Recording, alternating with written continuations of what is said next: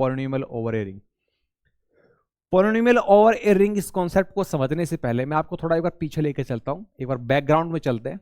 यानी कि इस कॉन्सेप्ट को समझने से पहले अपने को एक बार पीछे चलना पड़ेगा, 9th-10th लेवल पर चलते हैं। अगर वो कॉन्सेप्ट आप समझ पाए तो इस कॉन्सेप्ट के साथ आप रिलेट कर पाए तो ये कॉन्सेप्ट बहुत आसान हो जाएगा। आपको याद होगा 9th-10th लेवल पर अपन पढ़ते थे, सपोज करो px अपने पास एक पॉलिनोमियल है जिसको अपन लिखते हैं इस प्रकार से 1 + 2x + 3x²। सपोज करो ये सेकंड डिग्री, यहां पर हाईएस्ट पावर x² है तो मतलब सेकंड डिग्री की पॉलिनोमियल है। अपन 9th-10th लेवल पर पढ़ते थे कि भाई पॉलिनोमियल कुछ इस प्रकार का एक्सप्रेशन होता है। और अगर आप थोड़ा ध्यान दें यहां पर, तो यहां पर 1 क्या है, कांस्टेंट टर्म है, 1 अपनी एक कांस्टेंट टर्म है। यहां पर 2x का कोफिशिएंट है, 3x² का कोफिशिएंट है। तो कहीं ना कहीं यहां पर जो पॉलिनोमियल है इन x के अंदर, यहां पर 1 2 3 क्या चीज है, अगर आप ध्यान से देखें तो 1 2 3 क्या है, अपना इंटीजर्स है, इंटीजर के सेट से बिलोंग करते हैं। इसी प्रकार अपन पॉलिनोमियल्स को और अलग तरीके से भी लिख सकते हैं अपनी, जैसे अपन लिखते थे f(x) = 2 + 3/4x + 5/9x²। और यहां पर देखा जाए तो यहां पर 2 क्या चीज है, ये 3/4 क्या है, ये 5/9 क्या है, ये रैशनल नंबर्स हैं। तो मैं आपको ये समझाना चाह रहा हूं कि ये कनेक्ट करवाना चाह रहा हूं कि जिस प्रकार अपन 9th-10th लेवल पर पॉलिनोमियल्स को डिफाइंड करते हुए आए हैं, एग्जैक्टली वही कॉन्सेप्ट है यहां पर भी, बस थोड़ा ही फर्क है और आपको उस फर्क को समझना है। यहां पर पॉलिनोमियल्स जब अपन 9th-10th लेवल पर पढ़ते थे तो जो कांस्टेंट टर्म है, जो कोफिशिएंट्स हैं, वो कहीं ना कहीं एक इंटीजर के फॉर्मेट में होते थे। जैसे यहां पर एक इंटीजर की फॉर्मेट में, यहां पर रैशनल नंबर्स की फॉर्मेट में। तो पॉलिनोमियल्स को अपन इस प्रकार से डिफाइन करके चलते थे। अब इस कॉन्सेप्ट को इस कॉन्सेप्ट के साथ कनेक्ट करना है, फर्क समझना है आपको, और जैसे ही वो फर्क, वो डिफरेंस आपको कनेक्ट होगा, समझ आएगा, ये कॉन्सेप्ट जिसको आप बहुत मुश्किल समझ रहे थे बहुत आसान हो जाने वाला है। क्योंकि अगर आप ग्रेजुएशन के लेवल की बुक उठाकर देख चुके हैं पहले ही और ये पॉलिनोमियल ओवर रिंग का कॉन्सेप्ट आपको समझ में नहीं आया है, तो मैं बिल्कुल बेसिक डेफिनेशन, बिल्कुल सरल भाषा में डेफिनेशन आपके लिए लेकर आया हूं। उसके बाद अपन इस डेफिनेशंस को आगे बढ़ाएंगे, थोड़ा लेवल इसका बढ़ा देंगे। पहले बिल्कुल बेसिक तरीके से समझते हैं क्या होता है। अगर मैं कहूं अपन जो 9th-10th लेवल पर पॉलिनोमियल पढ़ते थे, वहां पर जो कांस्टेंट है या कोफिशिएंट्स हैं वो सारे इंटीजर्स होते थे या रैशनल्स होते थे या रियल नंबर्स होते थे, कांस्टेंट टर्म्स के रूप में होते थे, कांस्टेंट नंबर हुआ करते थे। तो अगर मैं कह दूं कि ये जो कोफिशिएंट्स आप देख रहे हैं, जो कांस्टेंट टर्म आप देख रहे हैं, अगर ये रिंग के एलिमेंट हो जाए, जी हां, अगर आपको ये समझना है कि पॉलिनोमियल ओवर ए रिंग क्या कॉन्सेप्ट है, तो पहला दिमाग में पहली स्टेप ये आनी चाहिए, भाई क्या रिंग है अपने पास। हाँ, जब अपने पास रिंग है इट मींस अपने पास रिंग के अंदर एलिमेंट्स हैं। तो जब अपने पास रिंग होगी, रिंग के एलिमेंट्स के बारे में जानकारी होगी, तब अपन polynomial over a ring define कर पाएंगे। मैं आपको ये कहना चाह रहा हूं कि यहां पर जो कांस्टेंट टर्म है या ये कहूंगी जो कोफिशिएंट्स हैं, अगर ये कांस्टेंट टर्म और ये कोफिशिएंट्स एक एलिमेंट का काम करें रिंग के लिए, तो जो ये पॉलिनोमियल अपन कह रहे हैं, ये पॉलिनोमियल ही अपनी पॉलिनोमियल ओवर ए रिंग बन जाएगी। यस, यही डेफिनेशन है। कहने का मतलब अगर ये जो कांस्टेंट या कोफिशिएंट्स आप देख रहे हैं ये किसी रिंग के एलिमेंट हो जाए, क्या बोला मैंने, अगर ये कांस्टेंट टर्म और कोफिशिएंट किसी रिंग के एलिमेंट्स हो जाएं, तो कॉन्सेप्ट जो जन्म लेता है वो है polynomial over a ring. Yes, अगर ये कांस्टेंट टर्म और कोफिशिएंट रिंग ऑफ इंटीजर से उठाए जाएं तो बन जाएगा कॉन्सेप्ट, क्या बनेगा, polynomial over the ring of integers. अगर ये कांस्टेंट टर्म और कोफिशिएंट्स रैशनल नंबर की रिंग से उठाया जाए तो ये कॉन्सेप्ट बन जाएगा polynomial over ring of rational numbers. Yes, और यही डेफिनेशन है। अगर ये छोटी सी बात आप कनेक्ट कर पा रहे हैं तो डेफिनेशन तुरंत आपको समझ में आ जाने वाली है। चलिए डिफाइन करते हैं। कह रहा है कि let R be a ring, तो पहला काम तो यही है भैया, रिंग होनी चाहिए। रिंग है तभी polynomial over a ring concept defined होगा, विदाउट रिंग इस कॉन्सेप्ट का कोई मतलब नहीं है। और रिंग के अंदर बेसिकली आपको एलिमेंट्स पर काम करना है। तो कह रहा है कि अगर आर आपके पास कोई रिंग है, then an expression of the form, देखिए 9th-10th लेवल की बुक उठाइए आप, 9th क्लास का सेकंड चैप्टर पॉलिनोमियल का है, 10th क्लास का सेकंड चैप्टर पॉलिनोमियल का है। एनसीईआरटी बुक आपके पास होगी, आपने पढ़ी होगी, पढ़ाया होगा। तो वहां पर आप डेफिनेशन जब डिफाइन करते थे पॉलिनोमियल की, तो आप कहा करते थे expression of the form. Exactly ऐसी एक्सप्रेशन तो देखते थे आप, मैंने बिल्कुल वही एक्सप्रेशन आपके लिए लगाई है आसान भाषा में, ताकि आप रिलेट कर पाए, समझ पाए। तो कह रहा है आर अगर कोई रिंग है तो कोई एक्सप्रेशन है भैया इस प्रकार की। अच्छा सर जी, अब तो खेल समझ में आ रहा है। तो कोई एक्सप्रेशन है a note plus a one x plus a two x square plus dot dot dot a n x की पावर एन। जैसा कि मैंने अभी थोड़ी देर पहले बताया आपको, अगर ये कांस्टेंट टर्म ए नोट और ये जो कोफिशिएंट्स आप देख पा रहे हैं, ये सारे के सारे रिंग के एलिमेंट बन जाए for all a i belongs to R. A i बोले तो जब आई की वैल्यू 0 है तो अपने पास ए नोट बनेगा, आई की वैल्यू 1 है तो ए वन, 2 होने पर ए टू, फिर डॉट डॉट इसी प्रकार से ए एन। ये सारे जो कांस्टेंट टर्म और कोफिशिएंट्स आप देख रहे हैं, अगर रिंग के एलिमेंट हो जाए, कौन से रिंग, जो अपन यहां बता कर लाए हैं, और a n not equal to 0, a n not equal to 0 होना चाहिए। जैसा कि अपन 9th-10th लेवल पर भी डिफाइन करते थे पॉलिनोमियल को, तो जो लीडिंग कोफिशिएंट होता था हाईएस्ट पावर वाला, जैसे यहां पर लीडिंग कोफिशिएंट 3 है हाईएस्ट पावर वाला, यहां पर 5/9 है, तो ये 0 नहीं होना चाहिए। अगर ये यहां पर 0 होता तो डिग्री 2 नहीं होगी इसकी। तो जो लीडिंग कोफिशिएंट्स हैं ये 0 नहीं होना चाहिए, जैसा कि डेफिनेशंस पॉलिनोमियल अपनी मांगता है, उसके हिसाब से अपने काम कर रहे हैं। And n greater than equal to 0, मतलब यहां पर जो एन आप देख पा रहे हैं ये नॉन नेगेटिव इंटीजर है, नेगेटिव नहीं होगी, 0 हो सकती है या 0 से बड़ी, मतलब 0 और positive integers, non negative integers is known as polynomial over a ring R. बिल्कुल सिंपल डेफिनेशन, खेल समाप्त। तो अगर ये जो 9-10 का कॉन्सेप्ट है इसके साथ रिलेट कर पा रहे हैं तो ये डेफिनेशन बहुत आसान बन गई आपके लिए।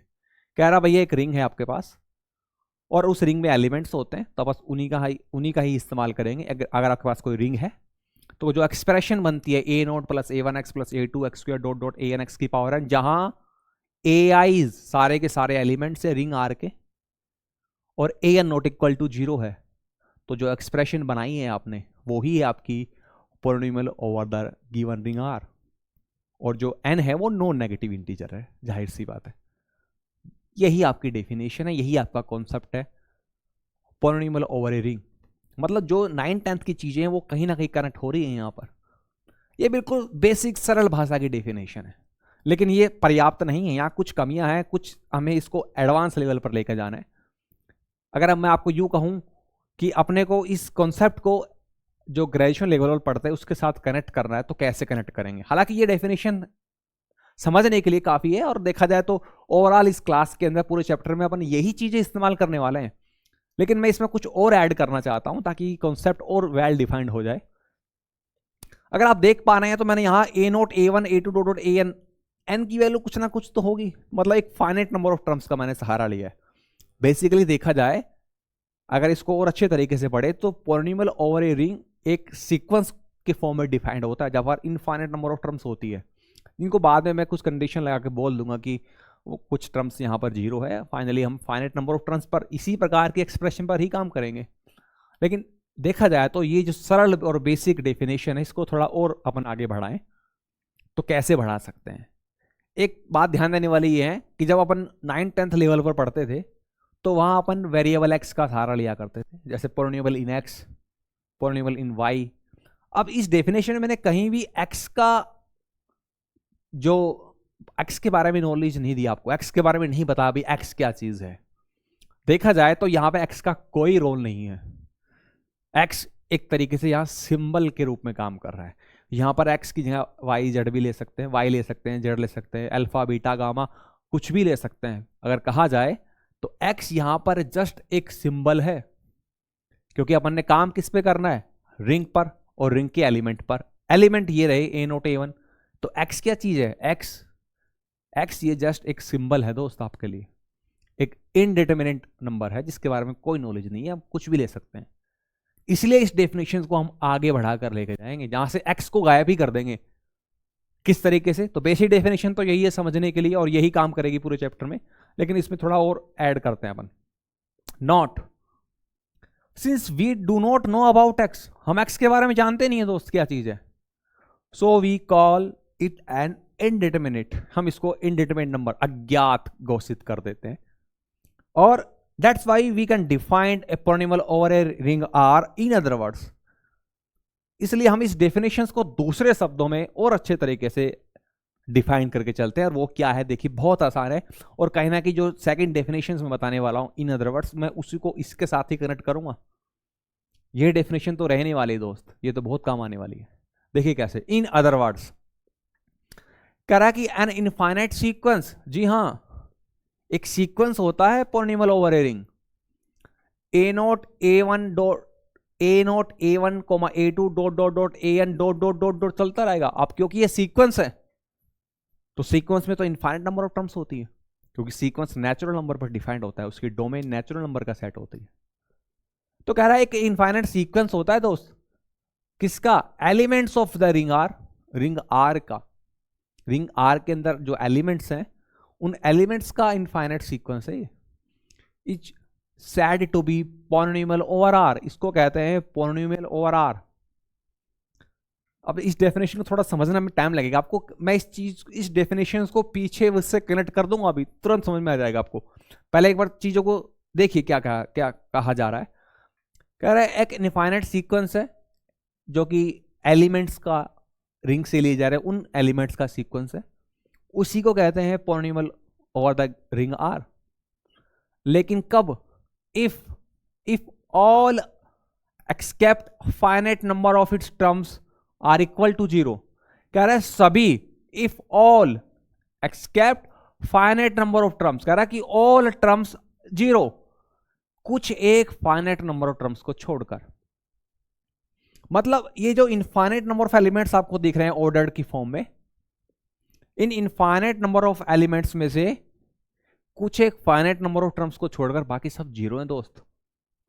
जी हां, अब आप देख पा रहे हैं सीक्वेंस में टर्म्स होती है, और सीक्वेंस के टर्म्स को जब अपन ऐड करते हैं तो एक सीरीज का फॉर्मेट बनता है, और कहीं ना कहीं जो सीरीज का फॉर्मेट बनेगा वही तो एक पॉलिनॉमियल को डिफाइन करता है। पीछे आप देखिएगा ये टर्म्स का ऐड हो रहा है, तो एक तरीके से जो एक्सप्रेशन बन पा रही है वही तो पॉलिनॉमियल है। अब इस डेफिनेशन को मैं पीछे वाले डेफिनेशन से कनेक्ट कराता हूं, और इस लाइन पर जरूर ध्यान देना है, यही बात समझने वाली है, यही बात आपको पिछले डेफिनेशन से कनेक्ट करके देगी। कह रहा है कि ठीक है, जो सीक्वेंस जो आपने इनफाइनाइट बनाया है एलिमेंट्स लेकर, रिंग के एलिमेंट्स लेकर, उसको आप पॉलिनॉमियल ओवर रिंग आर कह रहे हैं। लेकिन इसमें एक बात ध्यान देने वाली है, इफ ऑल, देखो if all are equal to 0, लेकिन कब? Except finite number of terms, मतलब इस सीक्वेंस में कुछ एक टर्म्स को छोड़ दो, कुछ एक फाइनाइट नंबर ऑफ टर्म्स को छोड़ दो, बाकी सब जीरो है। कैसे? सपोज करो मैं यहां से एक एलिमेंट ए नोट लेता हूं, उसके बाद अगला जो एलिमेंट A1 है उसको मैं एक सिंबल x के साथ कनेक्ट करता हूं, प्लस A1x प्लस A2, अगला A2 लेता हूं x²। अब देखिए मैंने एक पैटर्न बनाया दोस्त, जब मैंने A1 लिया तो यहां पर x की पावर 1 है दोस्त, जब मैंने A2 लिया तो x की पावर 2 ली, और A नोट के साथ x की पावर 0 है, वो 1 ही है, plus dot dot dot dot dot plus an x की पावर n। अब देखा जाए तो इसमें तो इनफाइनाइट टर्म्स है, इनफाइनाइट एलिमेंट्स है, तो an के बाद अगला क्या आएगा? प्लस an प्लस 1 x की power n plus 1 plus an plus 2 x की power n plus 2 plus dot dot and so on, चलता जाएगा। लेकिन मैंने इस डेफिनेशन में एक बात डाल दी कि if all are equal to 0 except finite number of terms, कुछ एक टर्म्स को छोड़ दें, तो इसमें ओवरऑल देखने वाली बात यह है, अगर मैं यहां से A0 A1 A2 से करता करता an तक ये फाइनाइट नंबर ऑफ टर्म्स को ले लूं, इनफाइनाइट नंबर ऑफ टर्म्स को ले लूं, इनफाइनाइट, ये इनफाइनाइट मतलब इन फाइनाइट नंबर ऑफ टर्म्स को ले रहा हूं, मैं इनफाइनाइट नहीं कह रहा, ये नहीं कह रहा, मैं क्या कह रहा हूं? मैं ये कह रहा हूं इनफाइनाइट, मतलब इन टर्म्स को ले रहा हूं जो कि फाइनाइट नंबर ऑफ टर्म्स है, ठीक है। और इसके बाद सारी क्या है? an plus 1 an plus 2 dot dot dot, ये सब क्या है? जीरो है। अल्टीमेटली एक सीक्वेंस, एक इनफाइनाइट सीक्वेंस दिखाने का मतलब बनता है, और कुछ भी नहीं है, इनको आप ऐसे समझ सकते हो a not plus A1x plus A2x² dot dot dot करते करते an x की पावर n प्लस 0 इस प्रकार से है। ये कहीं ना कहीं an प्लस 1 0 है, कहीं ना कहीं आपका an प्लस 2 0 है, एंड सो ऑन। सब ये टर्म्स क्या है? 0 है। Escaped finite number of terms, मैंने कुछ एक फाइनाइट नंबर ऑफ टर्म्स ले ली, बाकी सब अल्टीमेटली 0 ही है। तो कहीं ना कहीं ये डेफिनेशन आप देख पा रहे हैं इसके साथ पूरा कनेक्ट हो रही है। तो एक रिंग है आपके पास, उसके कुछ एलिमेंट्स एक एक्सप्रेशन बनाता है इस तरीके से, जहां पे जो आप कांस्टेंट टर्म और ये कोफिशिएंट देख पा रहे हैं सारे रिंग के एलिमेंट हैं, और an नॉट इक्वल टू 0 है और n नॉन नेगेटिव इंटीजर है, वो एक पॉलिनोमियल ओवर रिंग R कहलाता है।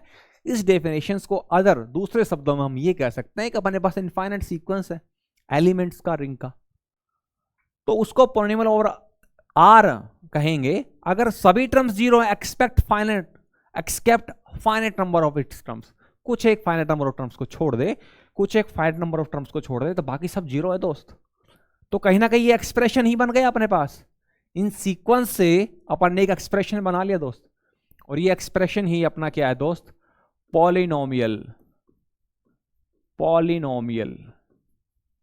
ओवर रिंग R, क्योंकि अपन रिंग R पर काम कर रहे हैं। यही तो अपना है पॉलिनोमियल ओवर रिंग R। तो कहीं ना कहीं आप देख पा रहे हैं ये इन अदर वर्ड्स जो डेफिनेशन आप किताबों में देखते हैं, मोटी मोटी किताबों में आपको जो डेफिनेशन मिलती है जिसको आप समझ नहीं पाते हैं कि ये क्या कहना चाह रहा है, ये सारी की सारी डेफिनेशन अल्टीमेटली इस सिंपल साधारण डेफिनेशन के साथ कनेक्ट है। उम्मीद करता हूं आपको ये डेफिनेशन समझ में आई है, और इस डेफिनेशंस को एडवांस फॉर्म में जो पढ़ने का मतलब समझ में आया है। और कहीं ना कहीं ये डेफिनेशन कुछ और नहीं, वही है जो पीछे मैंने आपको बताई है, क्योंकि ये बात अगर आप कनेक्ट कर पाए, ये चीज अगर आप कनेक्ट कर पा रहे हैं, तो ये डेफिनेशन वही है जो पीछे मैंने बताई है आपको। If all except finite number of terms, कुछ एक टर्म्स को छोड़ दे बाकी सब 0 है, क्योंकि अल्टीमेटली एक सीक्वेंस पूरा करना होता है ना। तो ये सब an+1 an+2 कहीं ना कहीं एक 0 के फॉर्मेट में काम करने वाले हैं, क्योंकि जब अपन डिग्री डिफाइन करते हैं तो फाइनाइट नंबर ऑफ टर्म्स जब अपने पास होती है, तो उस कोफिशिएंट्स को देखकर, नॉन नेगेटिव कोफिशिएंट्स को देखकर, नॉन जीरो कोफिशिएंट को देखकर ही अपन वहां पर डिग्री के बारे में बताते हैं। तो आगे जाके जब हम कॉन्सेप्ट पढ़ेंगे डिग्री का, तो वो तभी मीनिंगफुल होगा जब आप फाइनाइट नंबर ऑफ टर्म्स लेकर चलेंगे एक पॉलिनोमियल ओवर रिंग R के लिए। तो ये था कॉन्सेप्ट आपका। मैं उम्मीद करता हूं कि पॉलिनोमियल ओवर रिंग R, इस कॉन्सेप्ट को आप अपने जो बैकग्राउंड के कॉन्सेप्ट है 9th-10th लेवल के, उनसे कनेक्ट कर पा रहे हैं, इस डेफिनेशन को समझ पा रहे हैं। मेन मतलब यही है इस कॉन्सेप्ट का कि एक रिंग पर डिफाइंड होगी पॉलिनोमियल ओवर R, और उस रिंग के एलिमेंट एक एक्सप्रेशन बनाएंगे। ये डेफिनेशन आप समझ पा रहे हैं, इन अदर वर्ड्स दूसरे शब्दों में आप समझ पा रहे हैं। तो फिर आगे बढ़ते हैं हम, अब कुछ एग्जांपल्स लेते हैं, उससे आप आसानी से इस कॉन्सेप्ट को और अच्छे तरीके से समझ पाएंगे। धीरे धीरे स्टेप बाय स्टेप आप पूरा कॉन्सेप्ट आपको समझ में आ जाएगा। एग्जाम्पल देखिए, कह रहा है कि let z plus dot be the ring of integers. मैंने आपको पहले बोला है कि अगर आपको ring polynomial over the ring concept पढ़ना है तो आपको रिंग होनी ही चाहिए और उसके एलिमेंट्स के बारे में जानकारी होनी चाहिए, फिर ये कॉन्सेप्ट कुछ भी नहीं है, बहुत आसान है। तो हम मान लेते हैं कि अपने पास एक रिंग ऑफ इंटीजर्स है, देन हमने एक पॉलिनोमियल बनाया fx, एक एक्सप्रेशन बनाई हमने 1 + 2x + 3x²। ये एक्सप्रेशन आप देख पा रहे हैं, यहां पर 1 ये कांस्टेंट टर्म, ये 2 ये 3 ये क्या है, ये सब के सब इंटीजर्स हैं। तो ये पॉलिनोमियल ओवर रिंग Z। मैंने बोला था अगर ये कांस्टेंट और कोएफिशिएंट टर्म्स एलिमेंट्स हो रिंग के, तो जो एक्सप्रेशन बनती है वो expression he polynomial of the given ring होती है। गिवन रिंग यहाँ पर इंटीजर है, तो ये जो एक्सप्रेशन बनी है ये है पॉलिनोमियल ओवर रिंग Z, बोले तो इंटीजर्स वाली रिंग, क्योंकि यहाँ पर जो कोएफिशिएंट्स कांस्टेंट टर्म आप देख पा रहे हैं ये रिंग ऑफ इंटीजर से आए हुए हैं, एक एलिमेंट्स है रिंग ऑफ इंटीजर्स के। तो ये एग्जांपल आपको कनेक्ट कर, ये पूरा डेफिनेशंस को कवर करता है। ये जो डेफिनेशन यहां पर आपको दिख रही है, ये डेफिनेशन आपको दिख रही है, ये पूरी डेफिनेशन इस एग्जांपल के अंदर आपको दिखाई देगी मेरे दोस्त। ये अपना रिंग हो गया, ये 1 2 3 जो कांस्टेंट टर्म कोएफिशिएंट है ये एलिमेंट्स हैं, तो ये रिंग है, ये एलिमेंट्स, ये एक्सप्रेशन है। ये an बोले तो जो लीडिंग कोएफिशिएंट है, जो अपने हाईएस्ट पावर वाली टर्म है, उसका कोएफिशिएंट 3 है, और 3 क्या है, नॉट इक्वल टू 0 है। और ये जो पावर आप देख पा रहे हैं ये नॉन नेगेटिव है, तो कहीं ना कहीं पूरा डेफिनेशन इस एग्जाम्पल के अंदर है दोस्त। तो आप समझ पा रहे हैं वो डेफिनेशन इसी एग्जाम्पल पर ही काम कर रही है। नेक्स्ट देखिए, लेट क्यू प्लस डॉट, ये अपने पास रिंग है रैशनल नंबर की, with the ring of rational number. Then एक एक्सप्रेशन बनाते हैं g x 1 + 2/3x + 3/5x square. ये एक्सप्रेशन जो बनी है ये क्या है दोस्त? Polynomial over the ring Q. बिल्कुल, क्यों? एक रिंग है अपने पास, ये जो एलिमेंट्स के काम कर रहे हैं, ये कांस्टेंट टर्म, ये कोफिशिएंट्स किसका काम कर रहे हैं? ये एलिमेंट्स हैं गिवन रिंग रैशनल के, सेट ऑफ रैशनल नंबर की रिंग पर। तो ये एलिमेंट्स इस रिंग से आ रहे हैं, तो ये जो एक्सप्रेशन है यही अपनी ring of the polynomial ring, ये अपनी polynomial over the ring Q है। पॉलिनॉमियल ओवर जो गिवन रिंग है उसके ऊपर बोला जाता है। तो ये एक्सप्रेशन क्या है? पॉलिनॉमियल ओवर द रिंग, यहां पर रैशनल तो अपन रैशनल वाली रिंग बोलेंगे, यहां पर इंटीजर है तो अपन polynomial over the ring Z बोलेंगे। तो उम्मीद करता हूं ये डेफिनेशन इस एग्जांपल में पूरी तरीके से काम कर रही है। आगे बढ़ते हैं। अब कुछ जो बातें अपन ने सीखी हैं वहीं से कुछ इंपॉर्टेंट पॉइंट्स निकल कर आए जिनको इस चीज को आपको समझना है। हालांकि ये सब चीजें 9th-10th लेवल पे पूरी तरीके से कनेक्ट होगी आपके साथ। देखिए, the first term a note is called the constant term of the polynomial over ring R. बिल्कुल ठीक बात है ना? ये तो 9th-10th लेवल पर देखते आए हैं। ये देखिए, ये फर्स्ट टर्म अपनी कांस्टेंट टर्म है, यहां पर भी ये कांस्टेंट टर्म है, विदाउट एक्स वाली कांस्टेंट टर्म है। तो सिंपली ये डेफिनेशन में जो ए नोट आप देख पा रहे हैं ये क्या है? कांस्टेंट टर्म है। साथ के साथ ये जो हाईएस्ट पावर वाली जो टर्म है, इस ए एन को लीडिंग कोफिशिएंट भी बोला जाता है ना? तो जो आप नोट देख पा रहे हैं, छोटे छोटे पॉइंट्स आप देख पा रहे हैं, ये आपके बहुत आगे वाले कॉन्सेप्ट में काम आने वाले हैं। तो फर्स्ट टर्म ए नोट अपनी कांस्टेंट टर्म कहलाएगी। सेकंड पॉइंट क्या है? If n is the largest non negative integer such that a n not equal to 0। हाँ भाई, a n not equal to 0 होना चाहिए, तभी ए एन को क्या कहेंगे? द लीडिंग कोफिशिएंट कहेंगे। सपोज करो कि यहां पर ए एन 0 हो जाए, सपोज करो यहां पर ए एन 0 हो जाए, तो ये अपना लीडिंग कोफिशिएंट नहीं कहलाएगा। उस केस में इससे पीछे वाला, सपोज करो इससे पीछे ए एन -1 एक्स की पावर n माइनस वाली टर्म है, और ये A N -1 not equal to 0 है, और ये 0 हो जाए, तो फिर ये लीडिंग कोफिशिएंट नहीं है, फिर ये है अपना लीडिंग कोफिशिएंट। तो आपको समझना है कि कब कोफिशिएंट लीडिंग कोफिशिएंट बन जाता है। अगर n largest non negative integer, largest सबसे बड़े से बड़ा है, और जिसका ए एन नॉट इक्वल टू 0 है, तो उस केस में ए एन को कहेंगे leading coefficient. Point number third, an element of a ring R is called a constant polynomial. अरे भैया, ये बात बड़ी सरप्राइज करने वाली है। आपने तो रिंग के एलिमेंट को पॉलिनॉमियल बता दिया, कैसे सर जी? देखो समझो, सपोज करो अपने पास रिंग है जेड, रिंग ऑफ इंटीजर, है ना? ये अपने पास है रिंग ऑफ इंटीजर्स। अब इसमें तो एलिमेंट्स कैसे होंगे?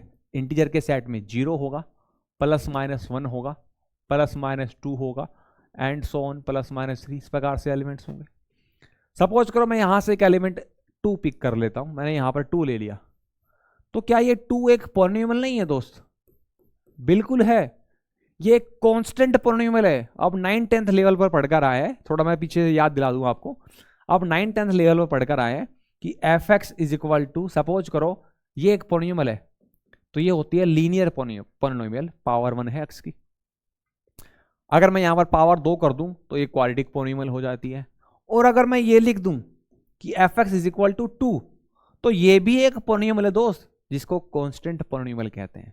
अपन 9th-10th लेवल पर पढ़ाते थे बच्चों को, डिफाइन करके दिखाया होगा आपने भी। कांस्टेंट पॉलिनॉमियल क्या होता है? A polynomial containing only constant term is known as constant polynomial.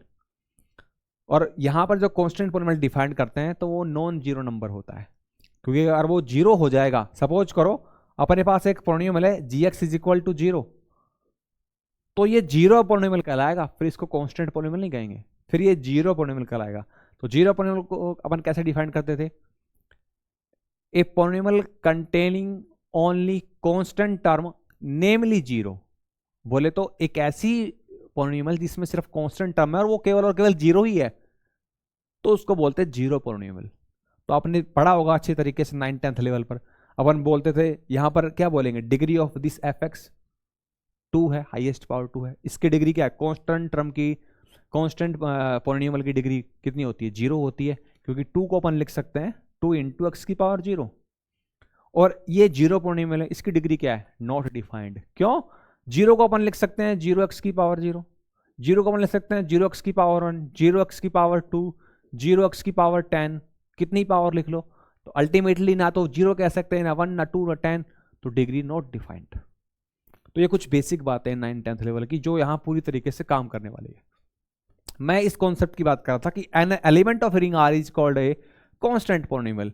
अब जाहिर सी बात है इस रिंग के अंदर, इस सेट ऑफ इंटीजर में जितने भी एलिमेंट्स हैं वो कहीं ना कहीं एक कांस्टेंट पॉलिनोमियल का काम करेंगे। जैसे यहां पर 2 को अपन कांस्टेंट पॉलिनोमियल कहते हैं, तो यहां पर जो एलिमेंट है वो भी एक कांस्टेंट पॉलिनोमियल ही बनाता है। इसको अपन ऐसे भी तो लिख सकते हैं ना, कैसे? 0 प्लस 2 इंटू एक्स की पावर 0 प्लस 0 इंटू एक्स की पावर 1 प्लस 0 इंटू एक्स की पावर 2 एंड सो ऑन करते चले जाओ।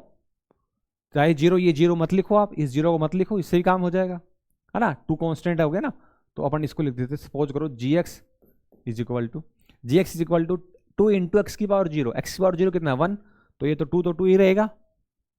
0 इंटू एक्स की पावर 1 अल्टीमेटली है 0 ही, 0 इंटू एक्स की पावर 2, 0 इंटू एक्स की पावर 3, अल्टीमेटली एक पॉलिनोमियल का फॉर्मेट बन गया, एक एक्सप्रेशन बन गई। और यहां पर 2 इंटू एक्स की पावर 0 अल्टीमेटली 2 ही है, तो ये कांस्टेंट पॉलिनोमियल है, इस प्रकार का फॉर्म है। तो कोई भी अब एलिमेंट ले लीजिए रिंग का, रिंग का प्रत्येक एलिमेंट एक कांस्टेंट पॉलिनोमियल बनाता है। अगर एलिमेंट 0 है रिंग के अंदर, आइडेंटिटी तो होती है 0, एक एडिटिव आइडेंटिटी का काम करता है। तो रिंग की जो डेफिनेशन है उसमें 8 प्रॉपर्टीज होती हैं, 5 एडिशन के रेस्पेक्ट में, 2 मल्टीप्लिकेशन के रेस्पेक्ट में, एक डिस्ट्रीब्यूटिव। तो एडिशन में 5 प्रॉपर्टीज जो होती है उसमें एक आइडेंटिटी एलिमेंट होता है 0। तो 0 तो अगर है तो सिंपली 0 पॉलिनोमियल कहलाएगा। अगर f x is equal to 0 है, अगर यहाँ से एलिमेंट 0 उठाते हैं तो वो 0 पॉलिनोमियल का काम करेगा ओवर द गिवन रिंग। अगर 0 के अलावा बाकी एलिमेंट्स लेंगे तो वो कांस्टेंट पॉलिनोमियल कहलाएगा। तो जाहिर सी बात है ये जो कॉन्सेप्ट यहाँ से ये चीज़ आप रिलेट कर पा रहे हैं, है ना। देखिए नेक्स्ट अपन चलते हैं अपने, नंबर पॉइंट 1 हो गया, 2 हो गया, 3 हो गया, point number 4, the set of all polynomials over the ring R. अब रिंग आर के लिए अपन ने पॉसिबल जितने भी पॉलिनोमियल्स है वो डिफाइन कर ली, उन सभी पॉलिनोमियल्स को कलेक्ट करके एक सेट में डाल देते हैं, कलेक्शन कर लेते हैं। Collection of all polynomials over the given ring R is known as set of polynomials, या फिर अपन कहेंगे पॉलिनोमियल का जो कलेक्शन बना है वो सभी पॉलिनोमियल कलेक्शन एक सेट है over the given ring. Suppose करो अपने पास एक रिंग जेड है, ये रिंग ऑफ इंटीजर जेड है, यहां से मैंने एक पॉलिनोमियल निकाल ली एफ एक्स, इस रिंग के लिए मैंने एक पॉलिनोमियल डिफाइन कर ली, फिर मैंने एक gx डिफाइन कर ली, फिर मैंने hx डिफाइन कर ली। इस प्रकार से बहुत सारी पॉलिनोमियल्स डिफाइन कर सकता हूं मैं, और इन सब को उठाकर एक कलेक्शन बना लेता हूं, एक सेट बना लेता हूं। तो जो सेट बनेगा उस सेट को मैं लिखूंगा z ऑफ x। इसका मतलब है set of all polynomials of the given ring of integer z। अब जिस रिंग के लिए डिफाइन कर रहे हैं वो इंडिकेशन यहां पर दिखाई देगा। मैंने इंटीजर का जो रिंग है उसके लिए पॉलिनोमियल का कलेक्शन बनाया है, तो z ऑफ x लिखेंगे। इसका मतलब है ये जो कलेक्शन है, ये जो सेट है, इसमें वो सारी पॉलिनोमियल है जो इंटीजर के सेट के लिए डिफाइंड हुई है। अगर मैं लिखता हूं q ओवर x, तो इसका मतलब है कि इस कलेक्शन में, इस सेट में वो सारी पॉलिनोमियल्स है जो रैशनल वाली रिंग के लिए डिफाइंड हुई है। तो अगर R मेरे पास कोई रिंग है तो इस R रिंग के लिए जितने भी पॉलिनोमियल्स मेरे पास डिफाइंड हुई है उन सब के कलेक्शन को R ऑफ x से डिफाइंड करूंगा, डिनोट करूंगा। दोस्त समझ पा रहे हैं? उम्मीद करता हूं ये कलेक्शन का मतलब समझ पा रहे हैं। The set of all polynomials, given ring के लिए जितनी भी पॉलिनोमियल है उन सबका कलेक्शन क्या कहलाएगा, किस प्रकार से डिनोट करेंगे, R ऑफ x। वो एक सेट कहलाएगा, set of polynomials over the given ring R।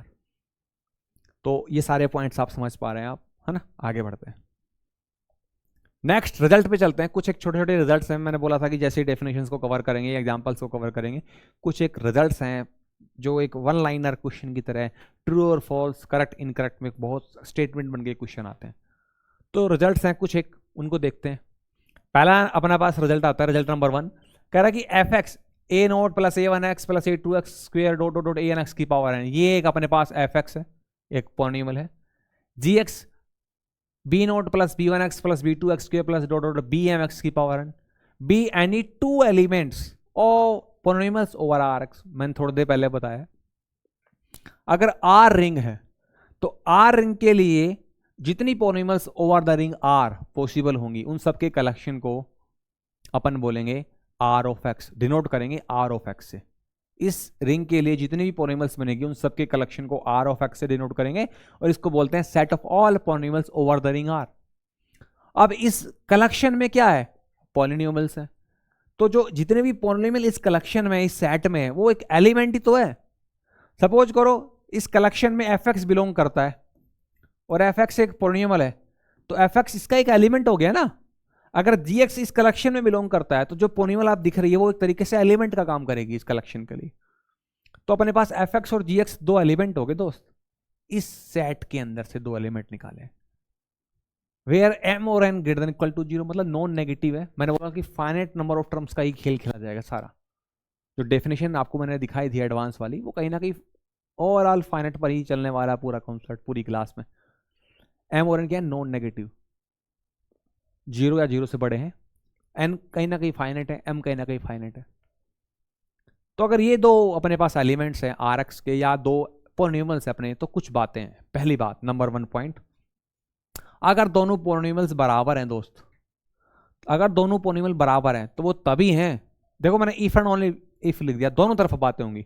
दोनों पॉलिनोमियल बराबर है तो वो तब है जब एन और एम बराबर है, मतलब कि यहां एन और एम की वैल्यू बराबर है दोस्त। एंड साथ के साथ a note is equal to b not a one is equal to b one, a two is equal to b two dot dot a n is equal to b m है। मतलब corresponding constant term के equal, x का coefficient यहां पर है a1 तो x का coefficient b1, तो a1 b1 के बराबर, a नोट b नोट के बराबर, a2 b2 के बराबर, इसी प्रकार an bm के बराबर। और आप पहले ही बता चुके हैं n और m बराबर हैं, तो मतलब ये वाली बात है। तो दोनों पॉलिनोमियल बराबर, दोनों पॉलिनोमियल बराबर, तो कोरोस्पोंडिंग एलिमेंट्स भी रिंग के बराबर हो जाएंगे। तो ये पहला पॉइंट आपको याद रखना है और पढ़ते ही समझ में आ जाएगा, 9th-10th वाली बात है। नंबर 2 कि अगर एफ एक्स और जी एक्स दो पॉलिनोमियल है तो हम दो पॉलिनोमियल को ऐड करें तो वो भी एक पॉलिनोमियल ही होगी, सिंपल सी बात है। अगर दो पॉलिनोमियल को मल्टीप्लाई करें तो वो भी एक पॉलिनोमियल ही होगी, है ना। देखिए मैं इसी एग्जाम इन्हीं दो से बना लेता हूं, समझ गए होंगे, वैसे कोई बात नहीं। ये पहला पॉइंट क्लियर हो गया। सपोज करो यहां पर मैं एन और एम को इक्वल लेके चलूं थोड़ी देर के लिए, एम और एन को इक्वल लेके चलूं, जैसे ही मैं एन और एम को मैं ऐड करने के लिए बता रहा हूं, एन और एम को जब मैं इक्वल लूंगा तो यहां पर ये एन बन जाएगा और ये एन बन जाएगा। मैं ऐड करने के लिए बताना चाह रहा हूं थोड़ी देर के लिए।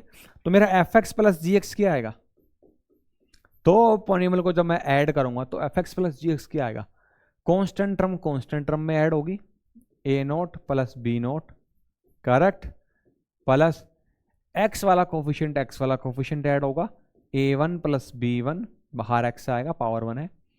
एक्स स्क्वायर वाला कोफिशिएंट a2 है, यहां पर b2 है, तो प्लस में a2 प्लस b2, बाहर एक्स स्क्वायर आएगा, एंड सोन है होते होते प्लस।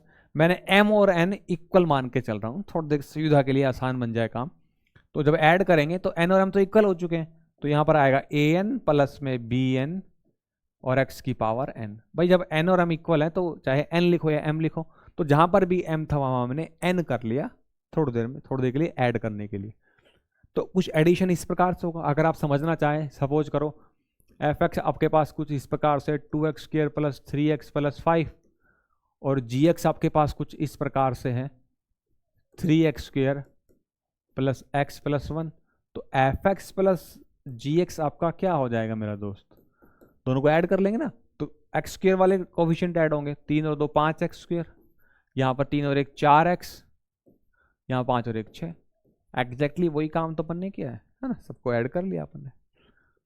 नेक्स्ट पॉइंट देखिए, अपने को बाय चांस कहा जाए कि भैया तो आप तो मल्टीप्लाई करके दिखाओ, एफ एक्स और जी एक्स इज ऑल्सो मतलब product of two polynomials is also a polynomial over the ring R. अगर अपने को कहा जाए भाई एफ एक्स इंटू जी एक्स करो, मैं थोड़ी देर के लिए करके दिखा रहा हूँ, हालांकि वो सिंपल चीज आप समझ गए होंगे।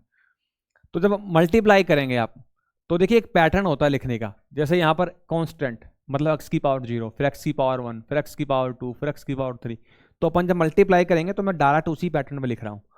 तो कॉन्स्टेंट टर्म कम आएगी जब मैं इन दोनों को मल्टीप्लाई कर रहा हूँ, सपोज करो, तो मैं ए नोट को जब बी नोट से मल्टीप्लाई करूंगा तभी मेरे पास कांस्टेंट टर्म आएगी। अगर मैंने ए नोट को इससे कर लिया तो एक्स वाली टर्म आएगी, ए नोट को इससे कर लिया तो एक्स स्क्वायर वाली टर्म आएगी। तो मैं पहले कांस्टेंट टर्म लेना चाहता हूं, फिर एक्स की पावर 1 वाला, फिर एक्स की पावर 2 वाला। तो वो किस पैटर्न पे बनेगा देखो, जब मैं ए नोट को बी नोट से मल्टीप्लाई करूंगा तब मेरे पास आएगा ए नोट बी नोट, सिर्फ यही कांस्टेंट टर्म देगा, यही मल्टीप्लीकेशन। आगे मुझे एक्स की पावर 1 चाहिए, तो वो कब आएगी, जब मैं इसको इससे मल्टीप्लाई करूं और इसको इससे मल्टीप्लाई करूं तभी एक्स की पावर 1 आएगी। अगर मैंने a1 एक्स की पावर 1 को इसके बाद इससे कर लिया तो एक्स की पावर 2 हो जाएगी, और इससे कर लिया तो एक्स की पावर 3 हो जाएगी। तो मुझे एक पैटर्न चाहिए, एक्स की पावर 1 वाला चाहिए। तो वो कब आएगा, जब मैं a1 इस टर्म सेकेंड टर्म को इस फट से करूंगा। तो मतलब मेरे पास जब a1 b नोट होगा तब मुझे एक्स की पावर 1 मिलेगा, और जब यूं करूंगा तो मिलेगा, मतलब प्लस a1 प्लस ए नोट बी वन एक्स की पावर 1। देखा, एक पैटर्न बन गया। a1 है तो नेक्स्ट a नोट एक कम हो गया, b नोट है तो एक बढ़ गया b1, तो ये x की पावर 1 मिला। अब मुझे x की पावर 2 वाला चाहिए, मल्टीप्लाई कर रहा हूं मैं। तो जब मैं a नोट को इस थर्ड टर्म से मल्टीप्लाई करूंगा तब मुझे एक्स स्क्वायर मिलेगा, और जब मैं a1 एक्स को b1 एक्स से मल्टीप्लाई करूंगा तब मुझे एक्स स्क्वायर मिलेगा, और जब मैं a2 एक्स स्क्वायर को b नोट से मल्टीप्लाई करूंगा तब मुझे एक्स स्क्वायर मिलेगा। तो मैं पैटर्न में लिखूंगा, देखो कैसे। पहले मैं a2 को b नोट से करूंगा, तो a2 b नोट प्लस इन दोनों को करूंगा तो a1 b1 एक्स स्क्वायर देगा, और इन दोनों को करूंगा a नोट b2, तब जाकर मुझे एक्स स्क्वायर कोएफिशिएंट मिलेंगे। देखो 2 है, a2 है, a1 है, a नोट 2 1 0। अब देखो b नोट b1 b2 0 1 2, तो एक पैटर्न बन रहा है कि नहीं बन रहा है। तो इस प्रकार से कांस्टेंट टर्म, फिर एक्स की पावर 1 वाली, फिर एक्स की पावर 2 वाली, प्लस एंड सो ऑन, फिर एक्स की पावर 3 वाली, फिर इस प्रकार से एक्स की पावर m और n मैं इक्वल लेके चलूंगा तो एक्स की पावर m और दोनों मल्टीप्लाई हो जाएंगे। जैसे मान लें m है, यहाँ n है, यहाँ m है, तो मल्टीप्लाई करेंगे तो एक्स की पावर m प्लस n हो जाएगा, है ना। तो ये कांस्टेंट टर्म, फिर पावर 1 वाली, फिर पावर 2 वाली, 3 वाली, एंड सो ऑन, प्रोसेस चलता रहेगा। सिंपली मैंने सुविधा के लिए आपको कुछ एक मल्टीप्लिकेशन करके दिखा दिया। अपन चाहें तो इसको और एक नाम दे सकते हैं शॉर्टकट में, जैसे चाहो तो मैं इसको C1 नाम दे दूं, C नोट नाम दे दूं, इस पूरे को मैं C1 नाम दे दूं, इसको मैं C2 नाम दे दूं x square, and so on. तो ये मल्टीप्लिकेशन कुछ इस प्रकार से होगा। 2-4 टर्म मैंने आपको करके दिखा दिए, प्रोसेस बिल्कुल वही है जैसे इन दोनों को मल्टीप्लाई करें आपस में। तो ये कुछ रिजल्ट्स हैं जो आपको याद रखने हैं। पहला रिजल्ट मैंने fx और gx दो पॉलिनॉमियल लेकर बनाया है, दो पॉलिनॉमियल इक्वल है तो कोरस्पॉन्डिंग जो एलिमेंट्स हैं वो बराबर हो जाएंगे। दो पॉलिनॉमियल का सम भी एक पॉलिनॉमियल होता है, दो पॉलिनॉमियल्स का मल्टीप्लिकेशन भी एक पॉलिनॉमियल होता है। तो ये था अपना रिजल्ट नंबर 1, इसके कुछ पार्ट, 3 पार्ट थे ABC। रिजल्ट नंबर 2 पर आते हैं। तो जैसे मैंने अभी 9-10 के लेवल से कनेक्ट करके बताया था कि अपने पास जीरो पॉलिनॉमियल होती है, अपने पास कांस्टेंट पॉलिनॉमियल होती है, उसी प्रकार से रिंग के पास एक जीरो एलिमेंट होता है। अपन जानते हैं रिंग के पास जो एडिशन में 5 प्रॉपर्टीज होती है उसमें एक क्या बोलते हैं, existence of identity, zero element होता है जो आइडेंटिटी एलिमेंट का काम करता है एडिशन के रेस्पेक्ट में। तो रिंग के पास जो एलिमेंट्स है वही तो पॉलिनॉमियल को डिफाइन कर रहे हैं, पॉलिनॉमियल ओवर रिंग। तो रिंग के पास जैसे जैसे एलिमेंट होंगे उसी प्रकार से रिंग बनती चली जाएगी। तो कह रहा है कि ओ यहां पर बेसिकली एक जीरो पॉलिनॉमियल के लिए डिनोट किया जा रहा है, और बेसिकली ये है एक जीरो एलिमेंट गिवन रिंग का। तो OX से डिनोट किया जा रहा है जीरो पॉलिनॉमियल को। तो एक्चुअली एक्सप्रेशन किस प्रकार से है, मेन रोल तो इस जीरो का ही है, बाकी तो एक शकल बनाई गई है पॉलिनॉमियल की, 0 plus 0x plus 0x square plus dot dot dot 0x की पावर n। ये तो सारी चीजें एक्स्ट्रा ऐड की गई है एक शकल बनाने के लिए, एक्सप्रेशन बनाने के लिए। मेन रोल इसी का है, और इसी की वजह से ही इसको zero polynomial over the given ring R denoted by zero कहा जाता है। इसको जीरो से डिनोट करते हैं, ये इसको लिखने का, रिप्रेजेंट करने का तरीका है। क्योंकि रिंग के पास एक जीरो एलिमेंट होता है तो इसलिए यहां पर हम zero polynomial over the given ring बना सकते हैं। इसी प्रकार EX, यहां बेसिकली आइडेंटिटी को दिखाया जाता है। मैंने बोला रिंग के पास एडिशन में 5 प्रॉपर्टीज होती है, मल्टीप्लिकेशन में 2 होती है, क्लोजर और एसोसिएटिव। रिंग विद यूनिटी तो एक अलग तरीके से टाइप बन जाती है रिंग की, रिंग विद यूनिटी। तो रिंग विद यूनिटी ये क्या चीज है भैया, रिंग विद यूनिटी कितनी बार अपन पीछे पढ़कर आए हैं, इस पोनेमल से कनेक्ट करके दिखाता हूं आपको। रिंग विद यूनिटी क्या होता है, अगर किसी कोई रिंग में एक एलिमेंट 1 बिलोंग करता है तो मल्टीप्लीकेशन के रेस्पेक्ट में a into 1 that's equal to a that's equal to 1 into a, ये जो काम होता है इसको बोलते हैं रिंग विद यूनिटी। ये सभी रिंग के पास ये प्रॉपर्टी नहीं होती, जिस रिंग के पास ये वाली मल्टीप्लीकेशन के रेस्पेक्ट में 1 एलिमेंट होता है उसको बोलते हैं रिंग विद यूनिटी। ये रिंग की एक एडवांस प्रॉपर्टी है। हालांकि रिंग में जो बेसिक प्रॉपर्टी जो होती है मल्टीप्लीकेशन के रेस्पेक्ट में वो क्लोजर होता है और एसोसिएटिव होता है, ये अलग से प्रॉपर्टी होती है, इसलिए उस रिंग को रिंग विद यूनिटी कहा जाता है। तो इसी हिसाब से अगर किसी रिंग के पास यूनिटी एलिमेंट है तो उस केस में EX से डिनोट करने का तरीका है, अपन मेन रोल तो 1 का ही है दोस्त, ये बाकी element 0x squared plus dot 0x की पावर, ये तो एक शकल बनाने के लिए रखे गए हैं यहां पर, मेन रोल तो 1 का ही है। इसी 1 की वजह से इसको बोलते हैं unity polynomial over ring R denoted by 1, ये है मेन रोल इसका। तो उम्मीद करता हूं आपको जीरो पॉलिनोमियल का मतलब समझ में आया और यूनिट पॉलिनोमियल का ये कॉन्सेप्ट आगे यूज होते हैं, इसलिए मैंने आपको यही डिफाइन कर दिया, इनको डिस्क्राइब कर दिया है ना। अब हम बढ़ते हैं next concept, degree of polynomial. बहुत सिंपल कॉन्सेप्ट है, अगर अब तक पीछे का पढ़ा हुआ सारा चीज़ आप कनेक्ट कर पा रहे हैं तो डिग्री ऑफ पॉलिनोमियल को आप तुरंत समझ जाएंगे दोस्त, कुछ सेकंड में आपको सारा खेल क्लियर हो जाएगा, पढ़ते ही समझ में आ जाएगा। देखिए क्या कह रहा है, कह रहा है कि let F x is equal to A note plus A1x plus A2x square plus dot dot ANX की पावर n। ये मान लेते हैं मेरे पास कोई नॉन जीरो पॉलिनोमियल है इन RX बोले तो set of all polynomials over the ring R। Ring R के लिए जितने भी पॉलिनोमियल्स हैं उन सब का कलेक्शन है ये। तो वहां से मैंने एक fx एक नॉन जीरो पॉलिनोमियल ले ली। क्यों नॉन जीरो क्यों ली, क्योंकि अगर मैं जीरो पॉलिनोमियल लूंगा तो उसकी डिग्री तो डिफाइंड ही नहीं होती, तो मुझे डिग्री को डिफाइंड करना है तो जाहिर सी बात है मुझे नॉन जीरो पॉलिनोमियल लेकर चलना होगा। तो इस कलेक्शन से मैंने एक fx नॉन जीरो पॉलिनोमियल ले ली। अब देख पा रहे हैं अगर यहां पर an not equal to zero मैं कंडीशन लेके चलूं तो ये मेरा लीडिंग कोफिशिएंट हो जाएगा, और लीडिंग कोफिशिएंट जो होता है वहीं से अपने पास डिग्री डिफाइंड होकर आती है। Then n is the degree of the polynomial fx। तो n इस नॉन जीरो पॉलिनोमियल की डिग्री होगा कब, इफ एंड ओनली, दोनों तरफा काम होता है, an not equal to zero, an zero नहीं होना चाहिए, क्योंकि अगर ये an जीरो हो गया तो फिर इससे पिछला वाला जो कोफिशिएंट है an माइनस वन, इससे जो पीछे है an माइनस वन एक्स की पावर n माइनस वन, उसको देखेंगे। अगर an जीरो हो गया तो डिग्री n माइनस वन मानी जाएगी, अगर an minus one not equal to zero है तो।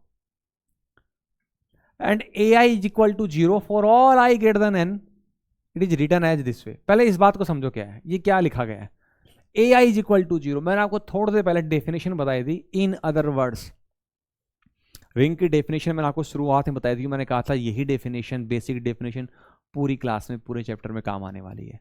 जो इन अदर वर्ड्स की जो एडवांस डेफिनेशन बताई है उसका मीनिंग कहीं ना कहीं पिछली डेफिनेशन ही है, तो यहाँ पर भी वो चीज़ दिखाई देगी, उसकी झलक यहाँ पर दिखाई देगी आपको। मैंने कहा कि an not equal to zero, ठीक है, तब मैं डिग्री n कह रहा हूं। मैंने आगे एक बात लिख दी, ai जीरो कब जीरो है, जब i ग्रेटर देन n है, मतलब जब n से बड़ी वाली कोई टर्म आएगी, सपोज करो इसके जस्ट बाद टर्म आ जाती है an प्लस वन एक्स की पावर n प्लस वन, आगे आ गया an प्लस टू एक्स की पावर n प्लस टू, तो ये कह रहा है अगर आप n को डिग्री कह रहे हो ना मेरे दोस्त, तो i ग्रेटर देन n, अगर i n से बड़ा, i क्या चीज है, ये a नोट a1 a2 ये सब ai है, मतलब i की वैल्यूज हैं 0 1 2 3 इस प्रकार से। तो कह रहा है कि अगर i ग्रेटर देन n ले रहे हो ना तो वो सारे के सारे कोफिशिएंट जीरो है। कहने का मतलब जैसे ही i ग्रेटर देन n जाएगा तो इससे जो नेक्स्ट आगे है वो 0 इंटू एक्स की पावर n प्लस वन है, मतलब an प्लस वन जीरो है, कुछ और नहीं, ये जीरो है। इसी प्रकार इससे आगे कुछ और ले रहे हो तो वो भी कोफिशिएंट जीरो है, ये भी जीरो है।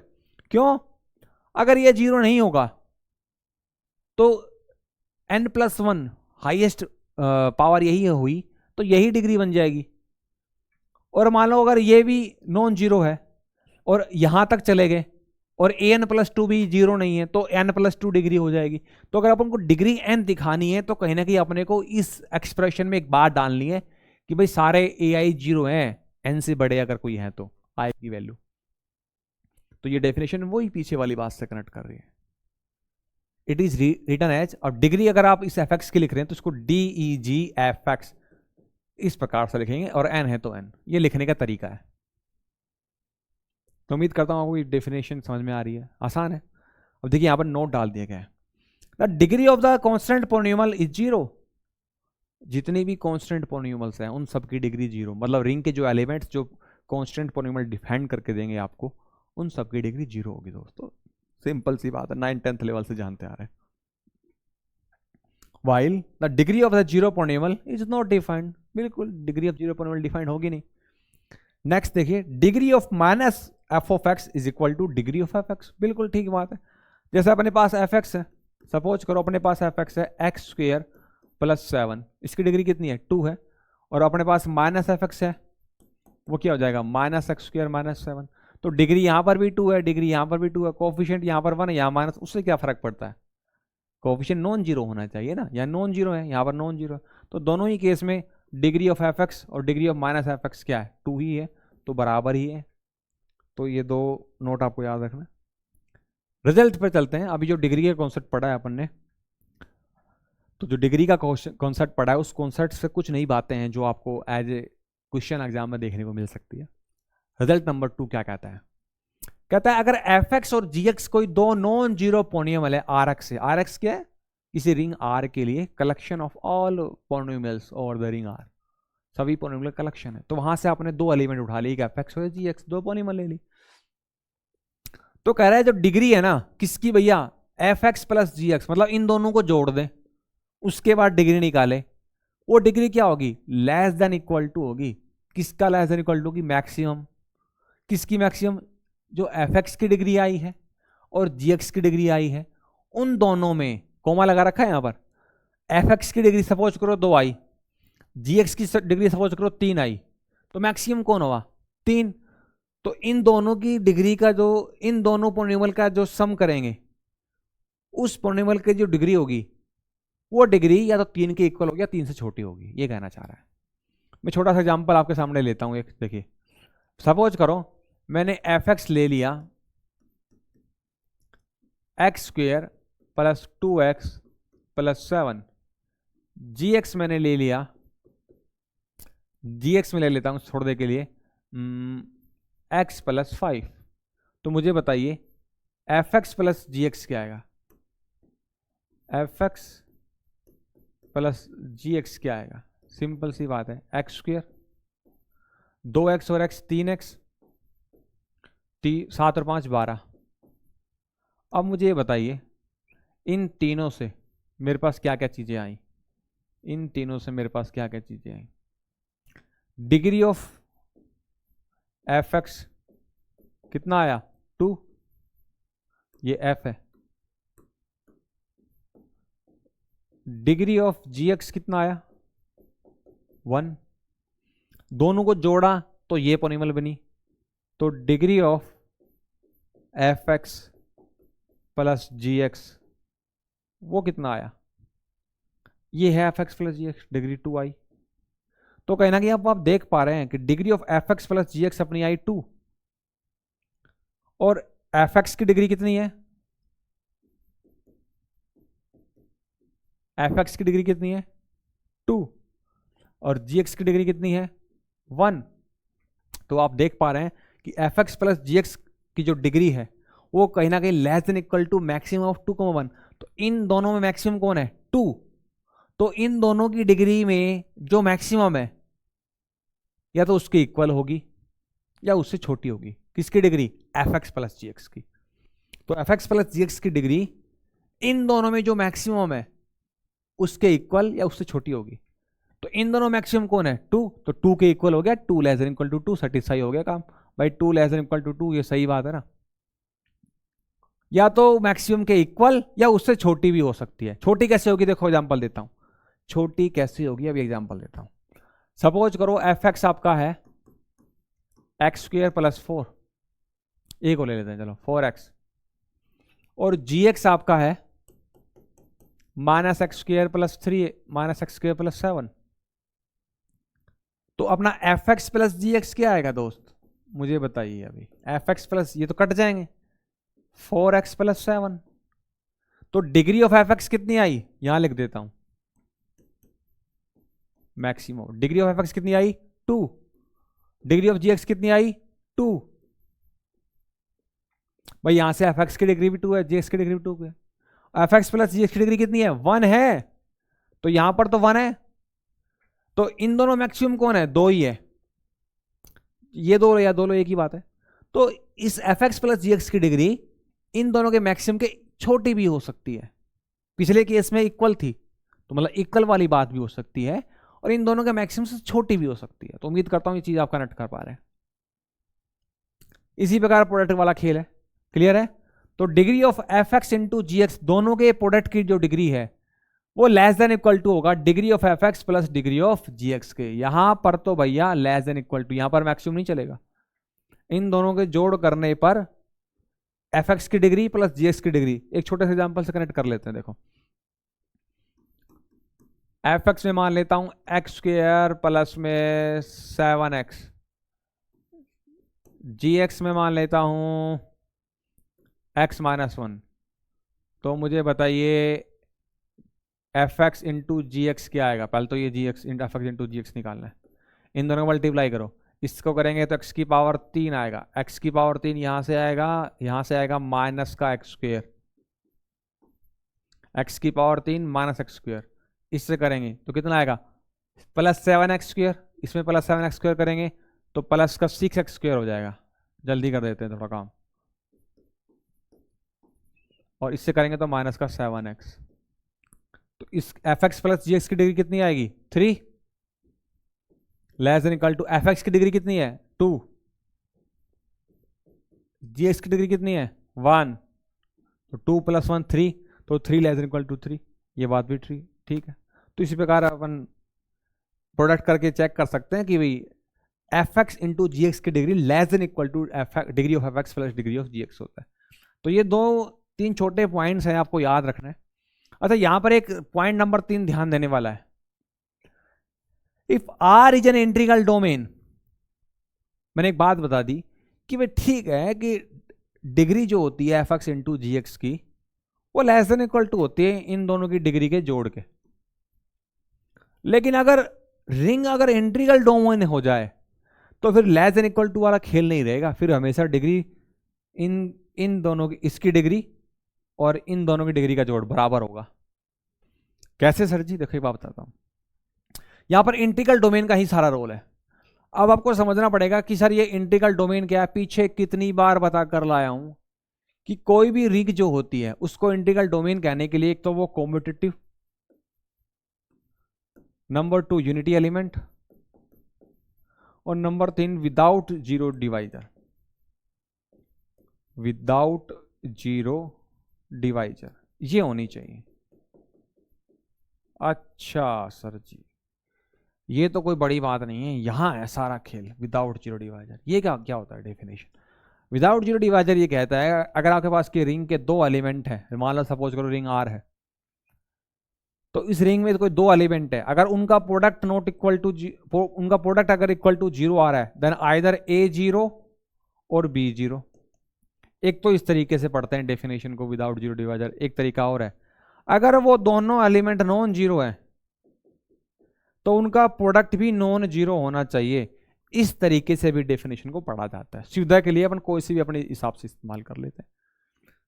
विदाउट जीरो डिवाइजर का मतलब है अगर प्रोडक्ट नॉन जीरो है तो या तो ए 0 है या फिर बी 0 है। सॉरी, प्रोडक्ट अगर 0 है तो या तो ए 0 या बी 0, तभी वो प्रोडक्ट 0 हुआ है। और अगर वो दोनों नॉन जीरो है तो उनका प्रोडक्ट 100% नॉन जीरो होना चाहिए, तब कहेंगे विदाउट जीरो डिवाइजर। अब देखिए यहां पर एक बात समझने वाली है कि जब इंटीग्रल डोमेन है तो एफ एक्स इंटू जी एक्स की डिग्री इन दोनों की डिग्री की जोड़ के इक्वल ही क्यों आएगी, ये लेस देन इक्वल टू वाला खेल क्यों नहीं आएगा। देखो सपोज करो एफ एक्स अपने पास कुछ इस प्रकार से है, a not plus a 1x plus a 2x square dot dot dot dot plus a n x की पावर एन। सपोज करो जी एक्स अपने पास कुछ ऐसे है, B not plus b 1x plus b 2x square dot dot dot dot plus b m x की power m.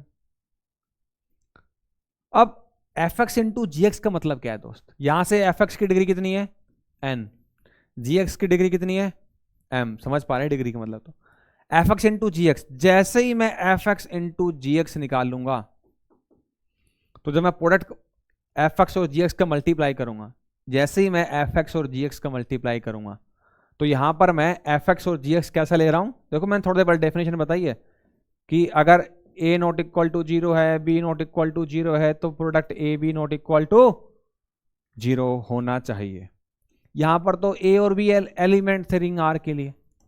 अब यहां पर तो मैं पॉलिनॉमियल की बात कर रहा हूं ना, तो एलिमेंट कैसे होंगे, पॉलिनॉमियल की फॉर्मेट में। तो ये जो मेरा एफ एक्स है, ये मेरा क्या है, नॉन जीरो, मतलब जीरो पॉलिनॉमियल नहीं है। तो मेरा भाई इसमें तो एलिमेंट ए बी टाइप के होते हैं, अब पॉलिनॉमियल ओवर रिंग आर की बात कर रहा हूं, तो मेरे पास एलिमेंट पॉलिनॉमियल फॉर्मेट में होंगे, ये दोनों नॉट इक्वल टू जीरो है। तो जब ये नॉन जीरो हैं, तो इनका जो भी प्रोडक्ट आएगा, मैं पूरा प्रोडक्ट करके नहीं दिखाऊंगा, फिलहाल एक हल्का सा आइडिया ले रहे हैं। तो ये मेरा पहला एलिमेंट नॉन जीरो है भाई, इसमें पॉलिनॉमियल, इस आर एक्स में तो एलिमेंट ऐसे ही होंगे ना, आर एक्स में जो एलिमेंट होंगे, नॉन जीरो की बात कर रहा हूं मैं, तो ऐसे ही तो होंगे पॉलिनॉमियल फॉर्मेट में। तो जब ये तो F x g x non zero है, तो इनका जब भी मैं प्रोडक्ट करूंगा दोस्त, तो जो भी प्रोडक्ट करूंगा, सपोज करो इन दोनों का मल्टीप्लाई करने पर कुछ सी नोट बन गया, कांस्टेंट टर्म, एक्स वाली टर्म सी वन बन गई, करते करते सी टू एक्स स्क्र बन गया, जैसे पीछे मैंने आपको करके दिखाया था। ऐसे करते करते जब इन दोनों को मल्टीप्लाई करूंगा, इन दोनों को मल्टीप्लाई करूंगा, तो आगे जब मेरे पास कुछ ऐसा आएगा A N B M type का, है ना, जो भी कोफिशिएंट बनेगा मेरे पास एक्स, इन दोनों को मल्टीप्लाई करूंगा तो N M plus N, x की पावर एन, एक्स की पावर एम मल्टीप्लाई एक्स की पावर एम प्लस एन, इन दोनों को मल्टीप्लाई। हालांकि एक्स की पावर एम प्लस एन के अंदर और भी बहुत सारी टर्म्स आएंगी, इधर भी टर्म आएंगी प्लस कुछ इधर भी टर्म आएंगी, वो उनके बारे में इंटरेस्टेड नहीं हूं मैं, आपको थोड़ा अच्छे से लिख देता हूं ताकि आप समझ पाए।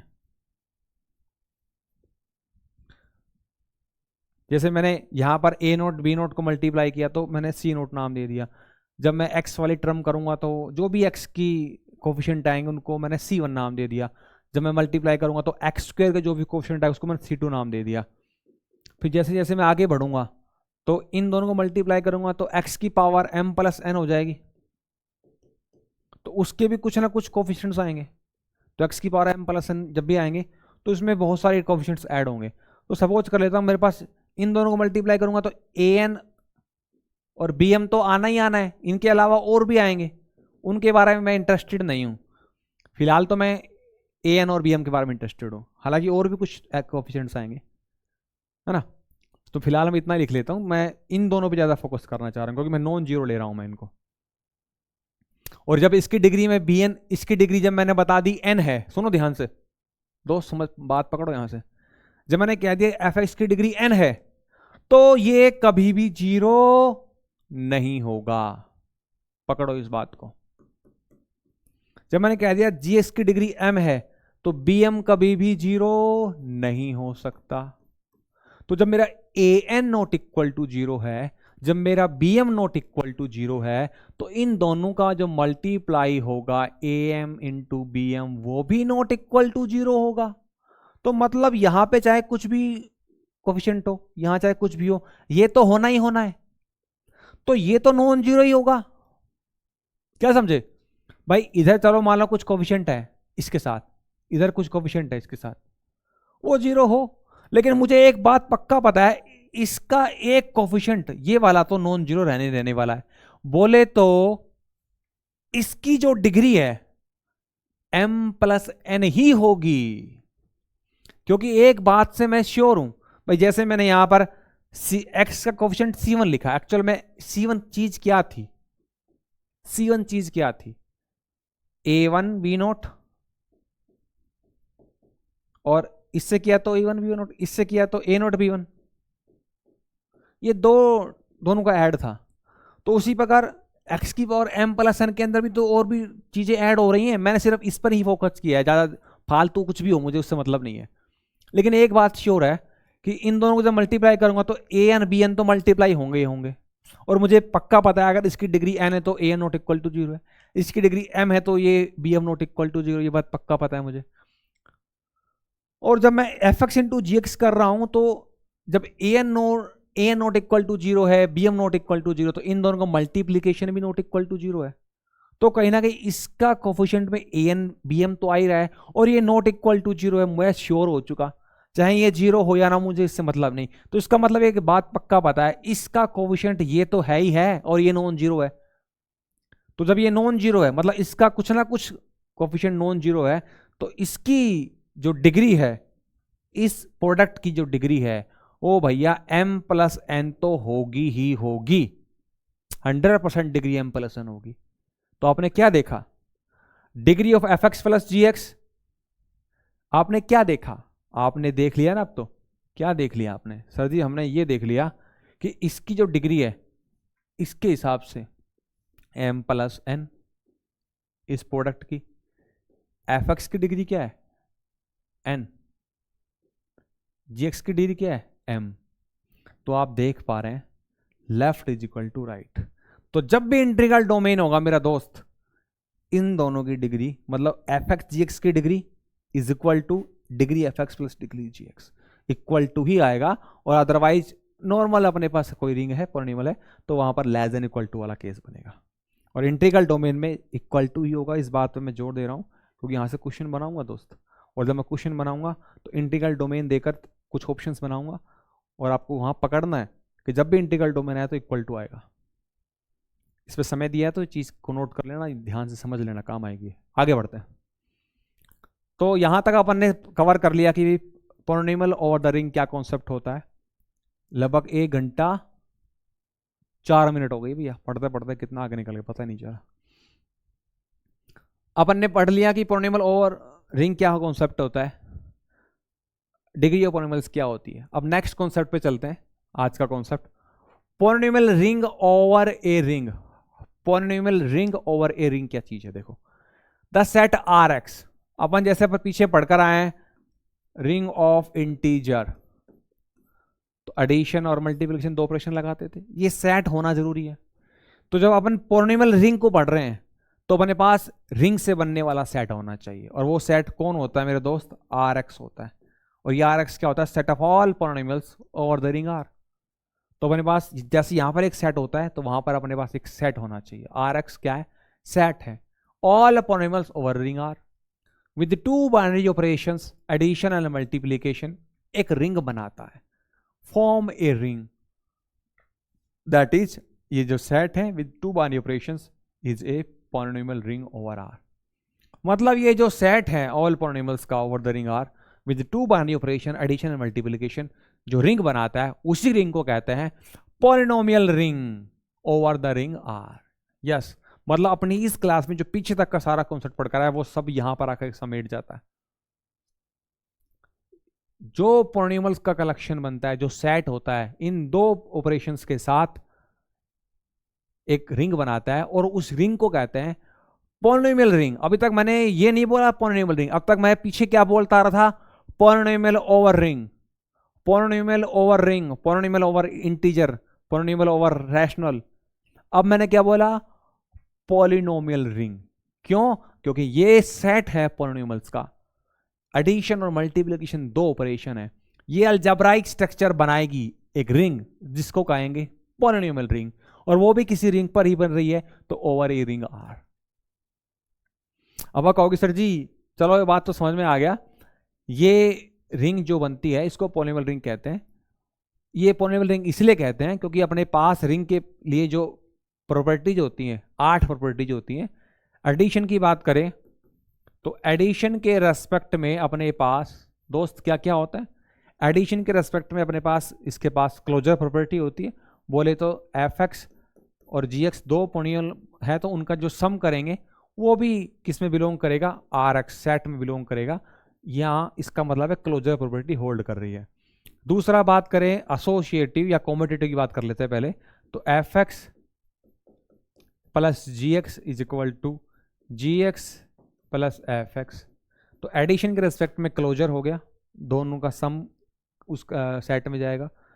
कॉम्यूटेटिव हो गया एडिशन के रेस्पेक्ट में, और एसोसिएटिव भी होता है।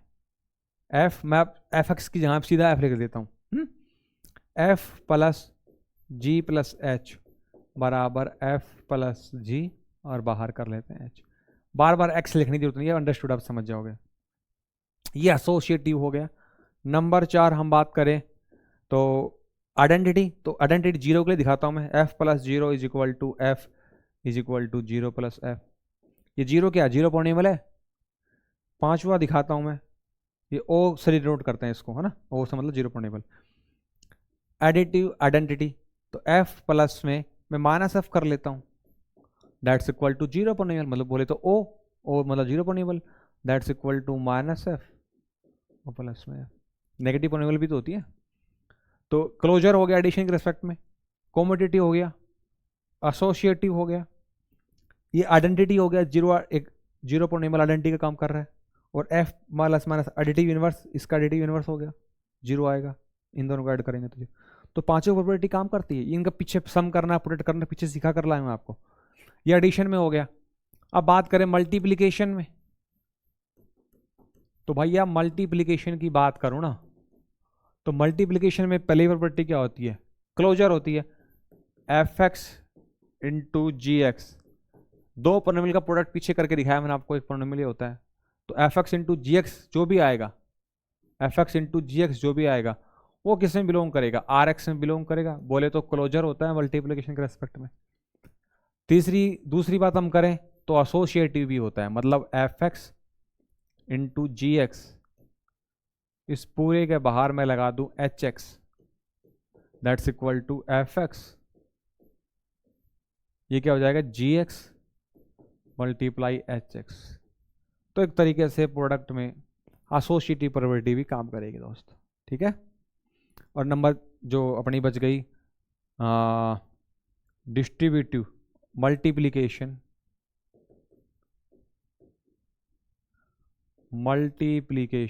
ऑफ डिस्ट्रीब्यूटिव ओवर एडिशन, ये प्रॉपर्टी होती है। ये कैसे काम करेंगे, देखो एफ एक्स मल्टीप्लीकेशन, डिस्ट्रीब्यूटिव करना है ओवर एडिशन, तो एफ एक्स इंटू में जी एक्स प्लस एच एक्स, ऐसे मल्टीप्लीकेशन हो रहा है। ओवर एडिशन, ओवर एडिशन तो पहले हो जाएगा एफ एक्स इंटू जी x plus F x into h x, इसको बोलते हैं multiplication of distributive over addition. तो 8 प्रॉपर्टीज हो गई, है ना, ये होगी 8 प्रॉपर्टीज, 1 2 3 4 5, क्लोजर एडिशन में, कॉमोडिटिव एडिशन में, एसोसिएटिव एडिशन में, आइडेंटिटी एडिशन में, आइडेंटिटी एडिटिव इनवर्स एडिशन में, मल्टीप्लिकेशन में क्लोजर एसोसिएटिव, और 8वीं प्रॉपर्टी है अपनी multiplication of distributive over addition, है ना। तो 8 प्रॉपर्टीज ये बिल्कुल, और ये सब चीज़ें होंगी, अपन पीछे करके आए, सम करके देखा है अपन ने, प्रोडक्ट करके देखा है अपन ने, है ना, ये जीरो वाला देखा है, इनवर्स वाला, दोनों को ऐड करके घटा देंगे, जीरो ऐड कर देंगे, जीरो पॉइंटेबल, तो कुछ फर्क नहीं पड़ता। तो अल्टीमेटली ये जो कलेक्शन होता है all polynomials with two binary operation addition and multiplication एक रिंग बनाता है जिसको पॉलिनोमियल रिंग कहते हैं। ये प्रॉपर्टीज होल्ड करता है ये इस कलेक्शन, ये अलजेब्राइक स्ट्रक्चर जो है, ये अलजेब्राइक स्ट्रक्चर ये 8 की 8 प्रॉपर्टी होल्ड करता है, इसलिए रिंग बनाता है, ये एक रिंग बनाता है, और इसको कहते हैं polynomial ring over a ring R. तो उम्मीद करता हूं यहां तक सारा कॉन्सेप्ट समझ में आ गया आपको। क्लास का समय काफी ज्यादा हो चुका है, लगभग 1 घंटा 11 मिनट का समय हो चुका है। अब कुछ इंपॉर्टेंट रिजल्ट्स हैं जो पॉलिनोमियल रिंग को कनेक्ट करते हैं, उसको आपको समझना है, और आगे कुछ प्रॉपर्टीज भी देखेंगे। पार्ट 2 अपना चल रहा है। कह रहा कि आर कोई कॉम्पिटिटिव रिंग है, देन ये जो कलेक्शन है all polynomials with these two binary operation addition and multiplication, ये जो अलजेब्राइक स्ट्रक्चर है इज आल्सो में कॉम्पिटिटिव रिंग। अब देखिए मैंने एक बात कह दी यहां पर, चलो पीछे अपन ने पॉलिनोमियल रिंग को डिफाइन कर लिया, ये 8 की 8 प्रॉपर्टीज को सेटिस्फाई करता है। तो इसने अब कुछ खास बात है, एक बात अपने को भूलनी नहीं है, एक बात अपने को भूलनी नहीं है कि इस RX का जो मेन कहानी है, इसका जो मेन अस्तित्व है वो इस गिवन रिंग पर ही काम करता है। भाई ultimately polynomial over a ring क्या चीज है, वो तो है एक एक्सप्रेशन जो किसी गिवन रिंग पर काम करता है, उसके एलिमेंट्स पर काम करता है। तो अल्टीमेटली अपन ने यहां तक इसको एक पोनिमल रिंग तो कह दिया, लेकिन अभी भी इसका सारा मेन कहानी जो है, इसका मेन जड़ जो है, इसका मेन अस्तित्व जो है, वो गिवन रिंग पर ही काम करता है, वो ही इसका सारा खेल खेलती है।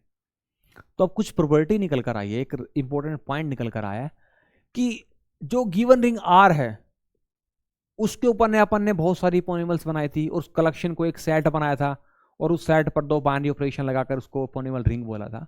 तो जो गिवन रिंग आर है, अगर वो खुद कॉम्पिटिटिव है, अगर जो गिवन रिंग आर थी वो खुद कॉम्पिटिटिव है, मेरे कहने का मतलब ये है, जो ये मैं ये पोनिमल का कलेक्शन बना के लाया था वो रिंग आर पे तो काम कर रहा था। अगर वो रिंग आर ही खुद कॉम्पिटिटिव है, तो ये जो अलजेब्राइक स्ट्रक्चर पोनिमल रिंग बनी है ना, ये पोलिनोमियल रिंग भी कॉम्पिटिटिव होगी। यस, कहने का मतलब ये रिंग आर जो है वो कॉम्पिटिटिव है। जब भी कॉम्पिटिटिव की बात करता हूं तो मतलब वो मल्टीप्लिकेशन के रेस्पेक्ट में कहा जा रहा है, क्योंकि कॉम्पिटिटिव विद एडिशन तो ये प्रॉपर्टी होती है रिंग की, उसको तो होना ही होना पड़ेगा। तो अगर गिवन रिंग आर ये वाली प्रॉपर्टी है, भाई इस रिंग आर में तो ए और बी एलिमेंट है, तो ये कह रहा है ये जो पोनिमल रिंग है ना वो भी कॉम्पिटिटिव होगी। अब इसमें कैसा एलिमेंट है, इसमें तो F x g x type के हैं, तो एफ एक्स इंटू जी एक्स बराबर जी एक्स इंटू एफ एक्स। ये कहना चाह रहा हूं मैं, ये कहना चाह रहा हूं, अब समझ में आ गया होगा आपको कि अगर ये जो रिंग आर कॉम्पिटिटिव है, तो इस रिंग आर के लिए जो पोनिमल का कलेक्शंस बनाया था, जो सेट बनाया था, set of all polynomials over the ring R with these two binary operation addition multiplication, जो पोनिमल रिंग बना था, वो पोनिमल रिंग भी कॉम्पिटिटिव होगा। बोले तो इसके कोई दो एलिमेंट लेंगे एफ एक्स जी एक्स, तो उनका प्रोडक्ट करेंगे, एफ एक्स जी एक्स बराबर जी एक्स इंटू एफ एक्स होगा। कब होगा ये? तभी होगा जब वो गिवन रिंग पोनिमल है। तो मतलब इस रिंग में ये बात है तो इस पोनिमल रिंग में ये बात होगी, ये कहना चाह रहा हूं मैं। समझ गए होंगे, याद हो जाएगा, आसान है। आगे बढ़ते हैं। कह रहा है अगर one is the unity element in the given ring R, इस गिवन रिंग आर में वन यूनिटी एलिमेंट है ना, तो कह रहा है जो then unity element of the R X, R X बोले तो आर एक्स, देखिए बार बार मैं बार बार पूरा नहीं लिखूंगा ऐसे, अब समझ जाओ। जैसे मैं रिंग के लिए ऐसा ना लिखकर शॉर्टकट में आर लिख देता हूं, मैं कहता हूं रिंग आर, चाहूं तो ऐसा लिखूं, चाहूं तो ऐसा लिखूं, बात तो एक ही है। तो बार बार पूरा ऐसा नहीं लिखूंगा। अब मैं जब भी रिंग बोलूंगा तो मैं ये लिख दिया रिंग, ये लिखने के बाद समझ जाना कि मैं पोनिमल रिंग की बात कर रहा हूं। समझ में आया? तो कह रहा है अगर वन यूनिटी एलिमेंट इस रिंग आर के पास होता है, तो इस पोनिमल रिंग के पास भी एक यूनिटी एलिमेंट होता है। अब पोनिमल रिंग में यूनिटी एलिमेंट कैसा दिखाई देगा?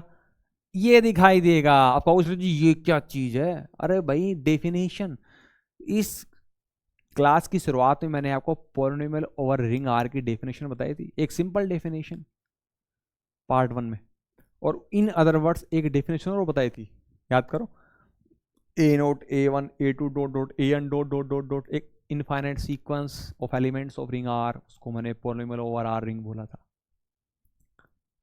तो कहीं ना कहीं ये यूनिटी एलिमेंट जो है वो भी तो एक पोलिनोमियल ही है भाई, इसके जो भी एलिमेंट होगा वो पोलिनोमियल ही होगा, तो इसका यूनिटी एलिमेंट इस शकल का ही तो होगा। अब कहो सर जी ये तो डेफिनेशन सेकंड वाली है, इन अदर वर्ड्स वाली है, एक्चुअल में ये क्या है? ये वही तो है, वन लिख दो कांस्टेंट टर्म, बाकी सब जीरो लगा दो, लेके भगवान का नाम, ये लो भाई खेल समाप्त। अरे ऐसे लिख दो, ये इन अदर वर्ड्स की डेफिनेशन है, और ये सिंपल डेफिनेशन है जो मैंने शुरू में बताई थी। मैंने बोला काम यही आएगी दोस्त। तो ये कह रहा है कि अगर one unity element ring R के पास है ना, तो पोनिमल रिंग के पास भी यूनिटी एलिमेंट होगा। वो ये ऐसा दिखाई पड़ता है, और ये याद करो मैंने ऐसा आपको दिखाया भी था पीछे, जीरो पोनिमल यूनिटी पोनिमल बताया था ना, वो यही तो था। अब प्लस एक्स की जीरो एक्स की पावर एन, अब सारे जीरो ही हैं, मेन तो इसी का रोल है, सब zero into x, zero into x square, आगे भी सारे जीरो इंटू एक्स की पावर एन प्लस 1, सब जीरो ही हैं। इसको पूरा करने के लिए एक्स की पावर एन के बाद और लिख दिया, बस कुछ मतलब नहीं है। Unity element in are x, तो कह रहा है अगर वन यूनिटी एलिमेंट आर का है तो पोनिमल रिंग के पास भी यूनिटी एलिमेंट होगा। आगे बढ़े, अब प्रॉपर्टीज की तरफ चलते हैं। Properties of polynomial ring. Polynomial ring को जान लिया अपन ने, और पॉलिनोमियल रिंग को जानने के लिए पीछे पूरी कहानी पढ़कर लाए हैं। वो कहानी ही पॉलिनोमियल रिंग को जस्टिफाई करती है। अब सारा खेल आसान लग रहा है बिल्कुल। अब मैं कुछ प्रोपर्टीज बताऊंगा, 7 प्रोपर्टीज, 7 या 6 या 7 प्रॉपर्टी है। ये 7 प्रॉपर्टीज बताऊंगा। अपने आप में ये थ्योरम्स हैं या यूँ कहूँ एक स्टेटमेंट्स हैं या प्रॉपर्टीज। अपन ने बहुत सारे चैप्टर पीछे पढ़े हैं, chapter 31, 32, 33, real algebra, real analysis, complex analysis, modern algebra, vector calculus, तकरीबन सभी थ्योरम्स को मैंने प्रूफ करवाया है, डिटेल में एक्सप्लेनेशन किया है। इस चैप्टर में रिंग थ्योरी के अंदर भी थ्योरम्स का मैंने प्रूफ कराया है, लेकिन अल्टीमेटली अपने को स्टेटमेंट ही काम आने वाली है। प्रूफ्स देखने से ये हेल्प हो जाती है कि एक्चुअल में कॉन्सेप्ट कैसा है, लेकिन समय की नज़ाकत को देखते हुए अभी इतना समय नहीं है कि अपन हर थ्योरम्स का प्रूफ करते हुए चले। और जो चीज़ सिंपल है, एक लाइन में याद रह जाती है, कॉन्सेप्ट को अच्छे से समझा दिया गया है, आपको विद एग्जाम्पल चीज़ें रिलेट करा दी गई है, तो इन स्टेटमेंट को याद रखना बहुत आसान है। और ये सब चीज़ें पीछे देखते हुए आए हैं, इनके बारे में काफ़ी कुछ जानते आए हैं। तो मुझे अभी ऐसा लगता है कि बार बार सभी थ्योरम्स का प्रूफ करवा करवा के क्लास को ज़्यादा लंबा ना करा जाए, इनको वन लाइनर क्वेश्चन की तरह याद रखा जाए, और बहुत ईजी है याद रखना। तो मैं इन सभी प्रॉपर्टीज़ का प्रूफ नहीं कराने वाला हूँ, अल्टीमेटली एक एक लाइन की तरह, और ये पढ़ते याद हो जाएंगे, और इनका बेसिक मीनिंग अपन पीछे सब अच्छे से पढ़ते हुए आए हैं, तो इतना मुश्किल काम नहीं है इसको याद रखना। देखिए चीज़ें क्या कह रहा है, कह रहा है ये रिंग अगर इंटीग्रल डोमेन है तो उसे जो पॉलिनोमियल बना रहे हैं आर एक्स, जब भी मैं आर एक्स लिखूँ तो समझ जाना मैं पॉलिनोमियल रिंग की बात कर रहा हूँ। तो अगर आर इंटीग्रल डोमेन है तो कह रहा है कि पॉलिनोमियल रिंग भी इंटीग्रल डोमेन होगी। ये क्या है? Polynomial ring. बार बार पूरा ऐसा नहीं लिखूंगा। ये क्या है? Set of all polynomials over the ring R. तो ये दो मल्टीप्लिकेशन और अलजेब्राइक बाइनरी ऑपरेशन एडिशन और मल्टीप्लिकेशन के साथ जो अलजेब्राइक स्ट्रक्चर बना रहा है, ये पॉलिनोमियल रिंग है। तो बार बार पूरा नहीं लिखूंगा, ऐसे शॉर्टकट में ऐसा लिखूंगा, समझ जाना। तो अगर R integral domain if and only दोनों तरफा काम करता है, आर इंटीग्रल डोमेन तो पॉलिनोमियल रिंग भी integral domain, polynomial ring integral domain तो आर भी इंटीग्रल डोमेन। याद रह जाएगा। आगे बढ़ो। एफ कोई फील्ड है तो एफ ऑफ एक्स क्या है? Set of all polynomials over the field F. देखो इसका मतलब समझो, शॉर्टकट में लिख दिया मैंने भाई। फील्ड भी तो एक रिंग ही होता है, फील्ड भी तो एक रिंग ही होता है। तो अगर एफ कोई फील्ड है तो एफ ऑफ एक्स क्या है भाई? जैसे आर ऑफ एक्स क्या है? आर रिंग है तो R of X set of all polynomials over the ring R. तो एफ फील्ड है तो एफ ऑफ एक्स क्या है? Set of all polynomial over the field F. भाई फील्ड भी तो एक रिंग ही होता है। एफ की जगह पे आर ले लोगे तो यहां पर आर आ जाएगा। फील्ड भी तो एक रिंग ही होता है।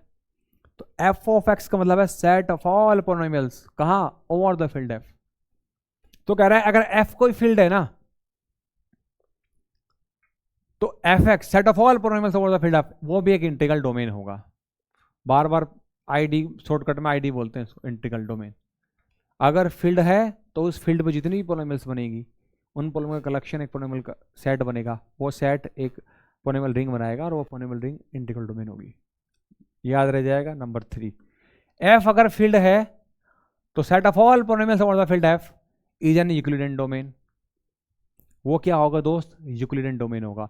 और पिछली क्लास में अपन पढ़कर लाए हैं यूक्लिडियन डोमेन जो होती है वो प्रिंसिपल आइडियल डोमेन भी होती है, बोले तो प्रिंसिपल आइडियल रिंग भी होती है। तो कहीं ना कहीं इसी तीसरे पॉइंट से 2 पॉइंट और बन गए अपने। Every Euclidean domain is a principal ideal domain, पीछे पढ़ाकर लाया हूं। तो सारी चीजें आपस में कनेक्टेड है दोस्त। फील्ड है तो उससे set of all polynomials over the field of is Euclidean domain. आगे देखो, याद करना ना तीनों पॉइंट। नंबर 4, अगर एफ फील्ड है तो set of all polynomials over the field of is an principal ideal ring. Set of all polynomials over the, अगर एफ फील्ड है set of all polynomials over the field of is a principal ideal domain. Principal ideal ring भी है, principal ideal domain भी है। 4-5 point याद हो गए। Number 6, the polynomials ring Z x Z x बोले तो जो इंटीजर की डोमेन है, जो इंटीजर की रिंग है, डोमेन है इंटीजर। भाई जेड एक्स का मतलब क्या है? जेड एक्स से मतलब ये रिंग क्या है? इंटीजर की रिंग है। तो इंटीजर वाली रिंग है, उस पर जितने भी पॉलिनोमियल्स डिफाइंड हो रही है, set of all polynomials over the ring Z, उसको लिखते हैं जेड एक्स। तो कह रहा है जो पॉलिनोमियल रिंग है Z X over the ring of integer is not principal ideal ring. ये एक प्रिंसिपल आइडियल रिंग नहीं होती है। अगर फील्ड है तो ये field of all polynomials, polynomials, all set of all polynomials over the field of is principal ideal ring. लेकिन इंटीजर के केस में भैया नहीं होगी। आपको याद होगा कि ये जो रिंग होती है इंटीजर्स की, ये फील्ड नहीं होती है। It is not field. ये फील्ड नहीं है मेरे दोस्त। रिंग ऑफ इंटीजर्स फील्ड नहीं बनाती है। क्यों? क्योंकि इसके पास मल्टीप्लिकेटिव इनवर्स एग्जिस्ट नहीं करता। फील्ड बनने के लिए मल्टीप्लिकेटिव इनवर्स होना बहुत जरूरी है।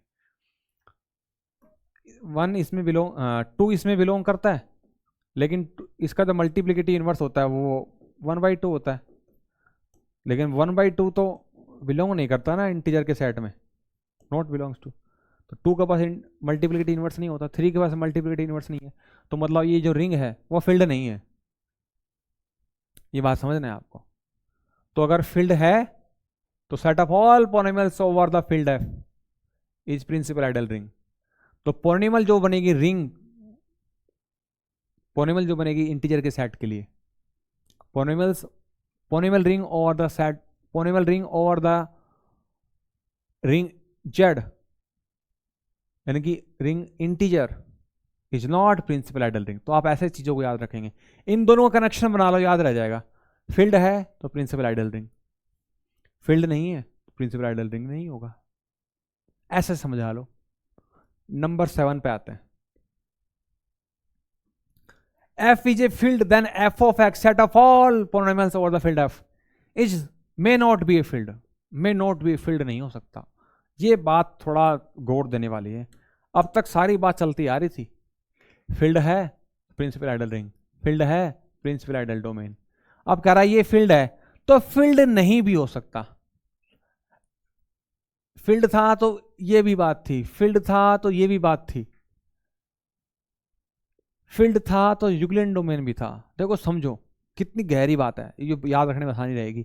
फील्ड है तो ये polynomial ring Euclidean domain, field है तो ये polynomial ring principal ideal ring, field है तो ये polynomial ring principal ideal domain, field है तो ये पॉलिनोमियल रिंग फील्ड नहीं है, फील्ड है तो ये पॉलिनोमियल रिंग फील्ड नहीं है।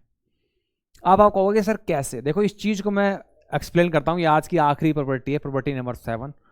इसको मैं यहां पर शो करता हूं। अगर एफ फील्ड है, if F is a field, then polynomials over the field F,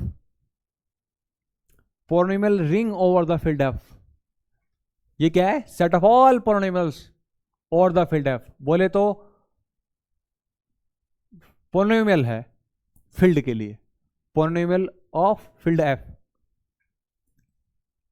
is not a field, is not a field. मतलब मैं ये कहना चाहता हूं, अगर एफ कोई फील्ड है तो collection of all polynomials over the field F, बोले तो polynomial ring over the field F is not a field. This is the polynomial ring over the field F is not a field. ये मैं दिखाना चाहता हूं। कैसे दिखाऊंगा? देखो फिर से वही बात बड़ी इंपॉर्टेंट है कि अपन पीछे देख कर आए हैं। अगर एफ फील्ड है तो ये polynomial ring over the field of Euclidean domain है, ये प्रिंसिपल आइडियल रिंग है, ये प्रिंसिपल आइडियल डोमेन है। तो मतलब इसके पास रिंग वाली सारी बात है। और इंटीग्रल डोमेन के पास अपन पीछे देख कर आए हैं, कॉम्यूटेटिव होता है, यूनिटी एलिमेंट होता है। तो इसमें ऐसी क्या खास बात है जो इसको Euclidean ring, principal ideal ring और इंटीग्रल डोमेन से अलग बनाता है? देखो पीछे मैं सारी प्रॉपर्टी पढ़ा कर लाया हूं, आपको पता होना चाहिए। एफ फील्ड है तो set of all polynomials over the field F integral domain. अब मैंने फील्ड होने पर इसको इंटीग्रल डोमेन बोला है, तो इसका मतलब इसके पास रिंग की 8 प्रॉपर्टी है, क्योंकि रिंग ही तो इंटीग्रल डोमेन बनाता है। एक रिंग जिसके पास कॉम्यूटेटिव प्रॉपर्टी है, जिसके पास यूनिटी है, जिसके पास विदाउट जीरो डिवाइजर है, वो इंटीग्रल डोमेन होती है। तो मतलब इसके पास रिंग की 8 प्रॉपर्टी के अलावा कॉम्यूटेटिव वाली प्रॉपर्टी है मल्टीप्लिकेशन के रेस्पेक्ट में, यूनिटी प्रॉपर्टी है, यूनिटी रिंग भी है, और विदाउट जीरो डिवाइजर भी है। तो मतलब इतनी सारी बात है इसके पास पॉलिनोमियल रिंग के पास, तो फील्ड नहीं है, तो ऐसी क्या चीज की कमी रहेगी? मल्टीप्लिकेटिव इनवर्स नहीं होता। यस, क्योंकि फील्ड होने के लिए मल्टीप्लिकेटिव इनवर्स होना चाहिए मेरे दोस्त। चीजों को समझ के रखो, याद रहेगा कि ये बात है तो ऐसे होता है, ये नहीं है तो किस वजह से नहीं है। फील्ड ना होने की सबसे बड़ी वजह यही होती है कि मल्टीप्लिकेटिव इनवर्स, जैसे रिंग ऑफ इंटीजर्स है, मैंने बोला था कि ये फील्ड नहीं है। क्यों नहीं है फील्ड? क्योंकि इसके पास मेरे दोस्त मल्टीप्लिकेटिव इनवर्स नहीं है। रियल नंबर की सेट के लिए, ये रियल नंबर के सेट के लिए रिंग फील्ड बन जाती है, कॉम्प्लेक्स नंबर के सेट के लिए रिंग फील्ड बन जाती है, रैशनल नंबर के सेट के लिए रिंग फील्ड बन जाती है, क्योंकि मल्टीप्लिकेटिव इनवर्स एग्जिस्ट कर जाते हैं ना। फील्ड में multiplicative inverse non zero elements के लिए देखते हैं, तो इनके पास जितने भी नॉन जीरो एलिमेंट्स हैं उनके लिए इसके पास क्या होगा दोस्त?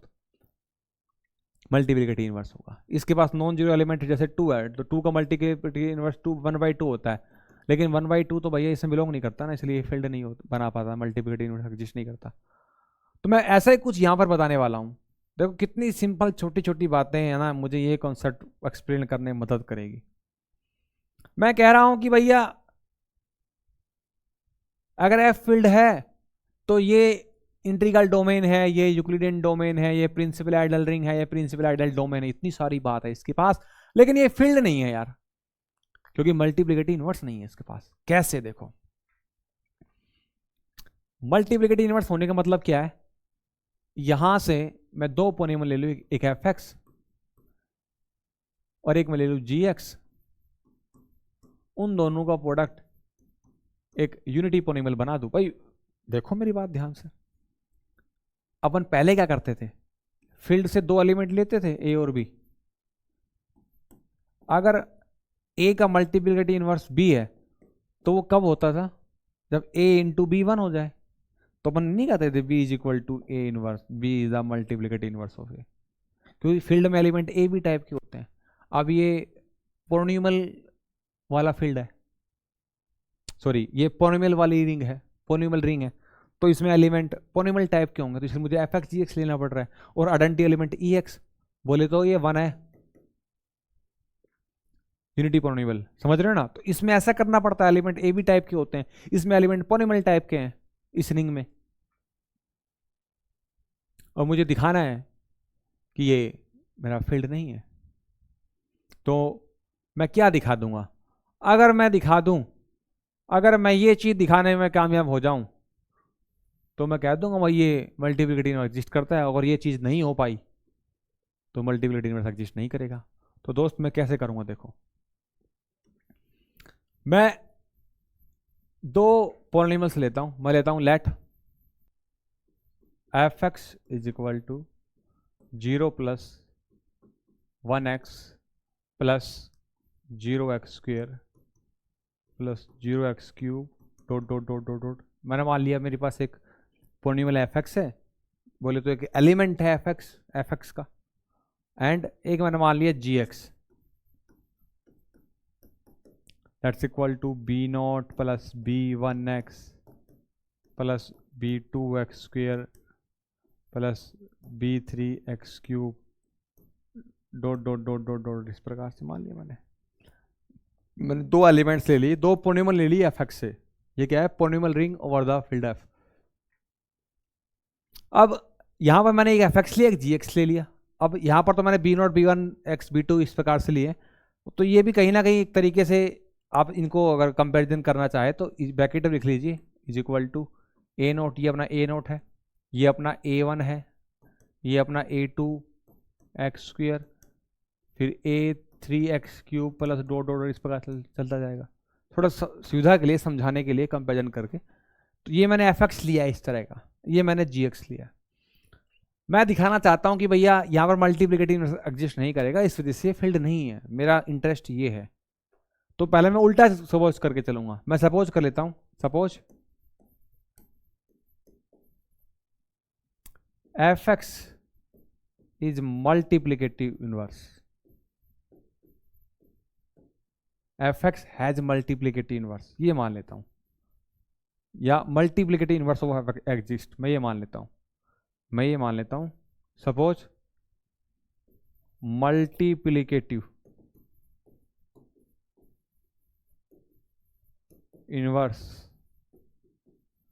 ऑफ एफ एक्स एग्जिस्ट, मैंने मान लिया मल्टीप्लिकेटिव इनवर्स एफ एक्स का वो एग्जिस्ट करता है। अब एग्जिस्ट करेगा तो कहीं ना कहीं F x into ji X is equal to identity, बोले तो ई एक्स, बोले तो 1। भाई मैंने मान लिया कि एफ मेरा फील्ड है और एफ ऑफ एक्स मुझे दिखाना है कि फील्ड नहीं है, तो मैंने एक पॉलिनोमियल एफ एक्स और एक मैंने जी एक्स ले ली, कंसीडर कर ली ना। कॉन्ट्राडिक्शन से कोई चीज़ दिखानी है, कोई चीज़ को नेगेटिव में दिखाना है, तो दो चीज़ एज ए काउंटर एग्जाम्पल मान सकते हैं। तो मैंने एफ एक्स ले लिया और एक मैंने जी एक्स ले लिया। ये मेरा जी एक्स है, मैंने एफ एक्स ऐसा लिया जानबूझ के। ध्यान से देखे तो एफ एक्स अल्टीमेटली 1 ही है, 1 इंटू एक्स बोले तो एक्स ही है, एफ एक्स मेरा एक्स ही है, बाकी चीज़ें मैंने जीरो ली है। तो कहीं ना कहीं मैंने दिखाने के लिए बताया कि ए नोट ये है, ए वन ये है, ए टू ये है, और ये मेरा जी एक्स है। तो मैंने सपोज कर लिया multiplicative inverse of F x exist, या यूं कहूं कि मेरा जो जी एक्स है वो मल्टीप्लिकेटिव इनवर्स है एफ एक्स का, ये इस तरीके से भी मैं कह सकता हूं। सच दैट, आगे लिख सकते हो आप इस प्रकार से, such that F x into ji x equal to 1। अब इन दोनों का प्रोडक्ट करूंगा। अब इन दोनों का प्रोडक्ट में पीछे मैं क्लास 8 के पार्ट 1 में सिखा कर लाया हूँ आपको, दो पॉलिनोमियल्स को ऐड करना, दो पॉलिनोमियल्स को मल्टीप्लाई करना मैं आपको सिखा कर लाया हूँ। और ध्यान से देखें तो वहाँ पर भी कुछ ऐसी ही पॉलिनोमियल मैंने ली थी, a not a one x a two x square, b not b one x b two x square. तो मैंने जानबूझ के लिए इस चीज़ को ऐसा लिख के दिखा दिया ताकि आप दोनों का प्रोडक्ट पीछे जो करके लाए उसको अपन समझ पाए। तो पीछे अपन ने ए नोट जब मल्टीप्लाई किया था इन दोनों पॉलिनोमियल को, तो मैंने कहा था कि पहले ऑर्डर में लिखते हैं, पहले कॉन्स्टेंट टर्म, फिर एक्स की पावर 1 वाली, फिर एक्स की पावर 2 वाली।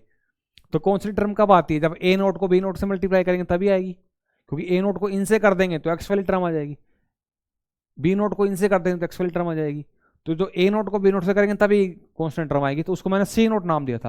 मतलब इन लेफ्ट साइड में अपने पास क्या आने वाला, लेफ्ट साइड में एफ एक्स इंटू जी एक्स कुछ ऐसा आएगा, c not plus c one x plus c two x square dot dot dot and so on. और राइट साइड में क्या है, ई एक्स बोले तो 1, इसका मतलब क्या है 1 plus 0x plus 0x square dot dot dot and so on. भाई एफ एक्स इंटू जी एक्स करेंगे तो कुछ इस प्रकार का तो फॉर्मेट बनेगा। सी नोट में क्या होगा, ए not into B note, C one x बोले तो एक्स का कोफिशिएंट, एक्स का कोफिशिएंट क्या आएगा, एक्स का कोफिशिएंट आएगा ए नोट बी वन, इधर से आएगा ए वन बी नोट, और उसके बाहर एक्स की पावर 1। इस सारे को मैंने नाम क्या दे दिया, C1। इसी प्रकार C2 एक्स की स्क्वायर वाले कोफिशिएंट। तो अल्टीमेटली ऐसा कुछ प्रोडक्ट आएगा जो पीछे मैं आपको दिखा कर लाऊंगा, मैं डायरेक्ट लिख दिया, बार बार करना नहीं पड़ेगा। तो जब कंपेयर करेंगे दोस्त तो कांस्टेंट टर्म कांस्टेंट के इक्वल होगी, तो यहाँ पे कांस्टेंट टर्म क्या है सी नोट लेफ्ट साइड में, राइट साइड में कांस्टेंट टर्म क्या है 1, तो सी नोट इज इक्वल टू 1 आएगा। अब देखा जाए तो सी नोट एक्चुअल में है क्या, सी नोट है a not into B not, constant term है, तो ए नोट सी नोट का मतलब क्या है, a not into B not is equal to 1। अब बी नोट क्या है, कांस्टेंट टर्म है, ये जीरो भी हो सकती है नॉन जीरो भी हो सकती है, मुझे इससे मतलब नहीं है, बी नोट एक कांस्टेंट टर्म है। लेकिन इतना कंफर्म है कि ए नोट कुछ और नहीं, जीरो है मेरा, यहां से ए वन 1 है तो ए नोट जीरो है, तो 0 into B not is equal to 1। तो ये क्या हो गया, 0 इंटू बी नोट। अब बी नोट चाहे कुछ भी हो, जीरो हो या नॉन जीरो हो, अल्टीमेटली लेफ्ट साइड में 0 आएगा, तो 0 इज इक्वल टू 1 आया, तो 0 is equal to 1 which is false. ये तो बात गलत है, क्योंकि 0 और 1 तो बराबर नहीं होते, 0 और 1 तो बराबर नहीं होते, तो ये तो फॉल्स रिजल्ट आ रहा है। ये फॉल्स कब आया, ये तब आया जब अपन ने सपोज किया था कि मल्टीप्लिकेटिव इनवर्स एफ इसका एग्जिस्ट करता है, तो इसका मतलब ये तो गलत बात है, ये फॉल्स है, क्योंकि 0 into B not 0 is equal to 1। तो यहां नहीं दिख रहा तो मैंने इसको यहां पर लिख दिया आपको, 0 इज इक्वल टू 1, फॉल्स। तो मतलब अपन ने जो सपोज किया वो गलत है, इसका मतलब मल्टीप्लिकेटिव इनवर्स एग्जिस्ट नहीं करेगा। तो मतलब अगर एफ कोई फील्ड है तो पूर्ण ओवर द फील्ड एफ उसके पास मल्टीप्लिकेटिव इनवर्स नहीं होता, तो मल्टीप्लिकेटिव इनवर्स नहीं होता तो इसलिए ये एक फील्ड नहीं है, और फील्ड होने के लिए मल्टीप्लिकेटिव इनवर्स एग्जिस्ट करना चाहिए दोस्त। तो यहां से ये रिजल्ट जो था कि अगर एफ फील्ड है then F X may not be a field, ये बात यहां से प्रूव होती है। तो फील्ड एक यूक्लिडियन डोमेन है, फील्ड एक इंटीग्रल डोमेन है। फील्ड पॉलिनोमियल फील्ड अगर आपके पास एफ कोई फील्ड है तो पॉलिनोमियल ओवर द फील्ड एक इंटीग्रल डोमेन है, एक यूक्लिडियन डोमेन है, एक प्रिंसिपल आइडियल रिंग है, एक प्रिंसिपल आइडियल डोमेन है, बट एक फील्ड नहीं है। तो कुछ कमियां हैं, कुछ अच्छी बातें हैं, तो आपस में रिलेट करेंगे तो चीजें आपको याद रहेंगी। एफ फील्ड है तो यूक्लिडियन डोमेन है, एफ फील्ड है तो ये एफ एक्स इंटीग्रल डोमेन है, यूक्लिडियन डोमेन है, प्रिंसिपल आइडियल रिंग है, प्रिंसिपल आइडियल डोमेन है, लेकिन फील्ड नहीं है। तो उम्मीद करता हूं ये क्लास आपको समझ आई होगी, पसंद आई होगी।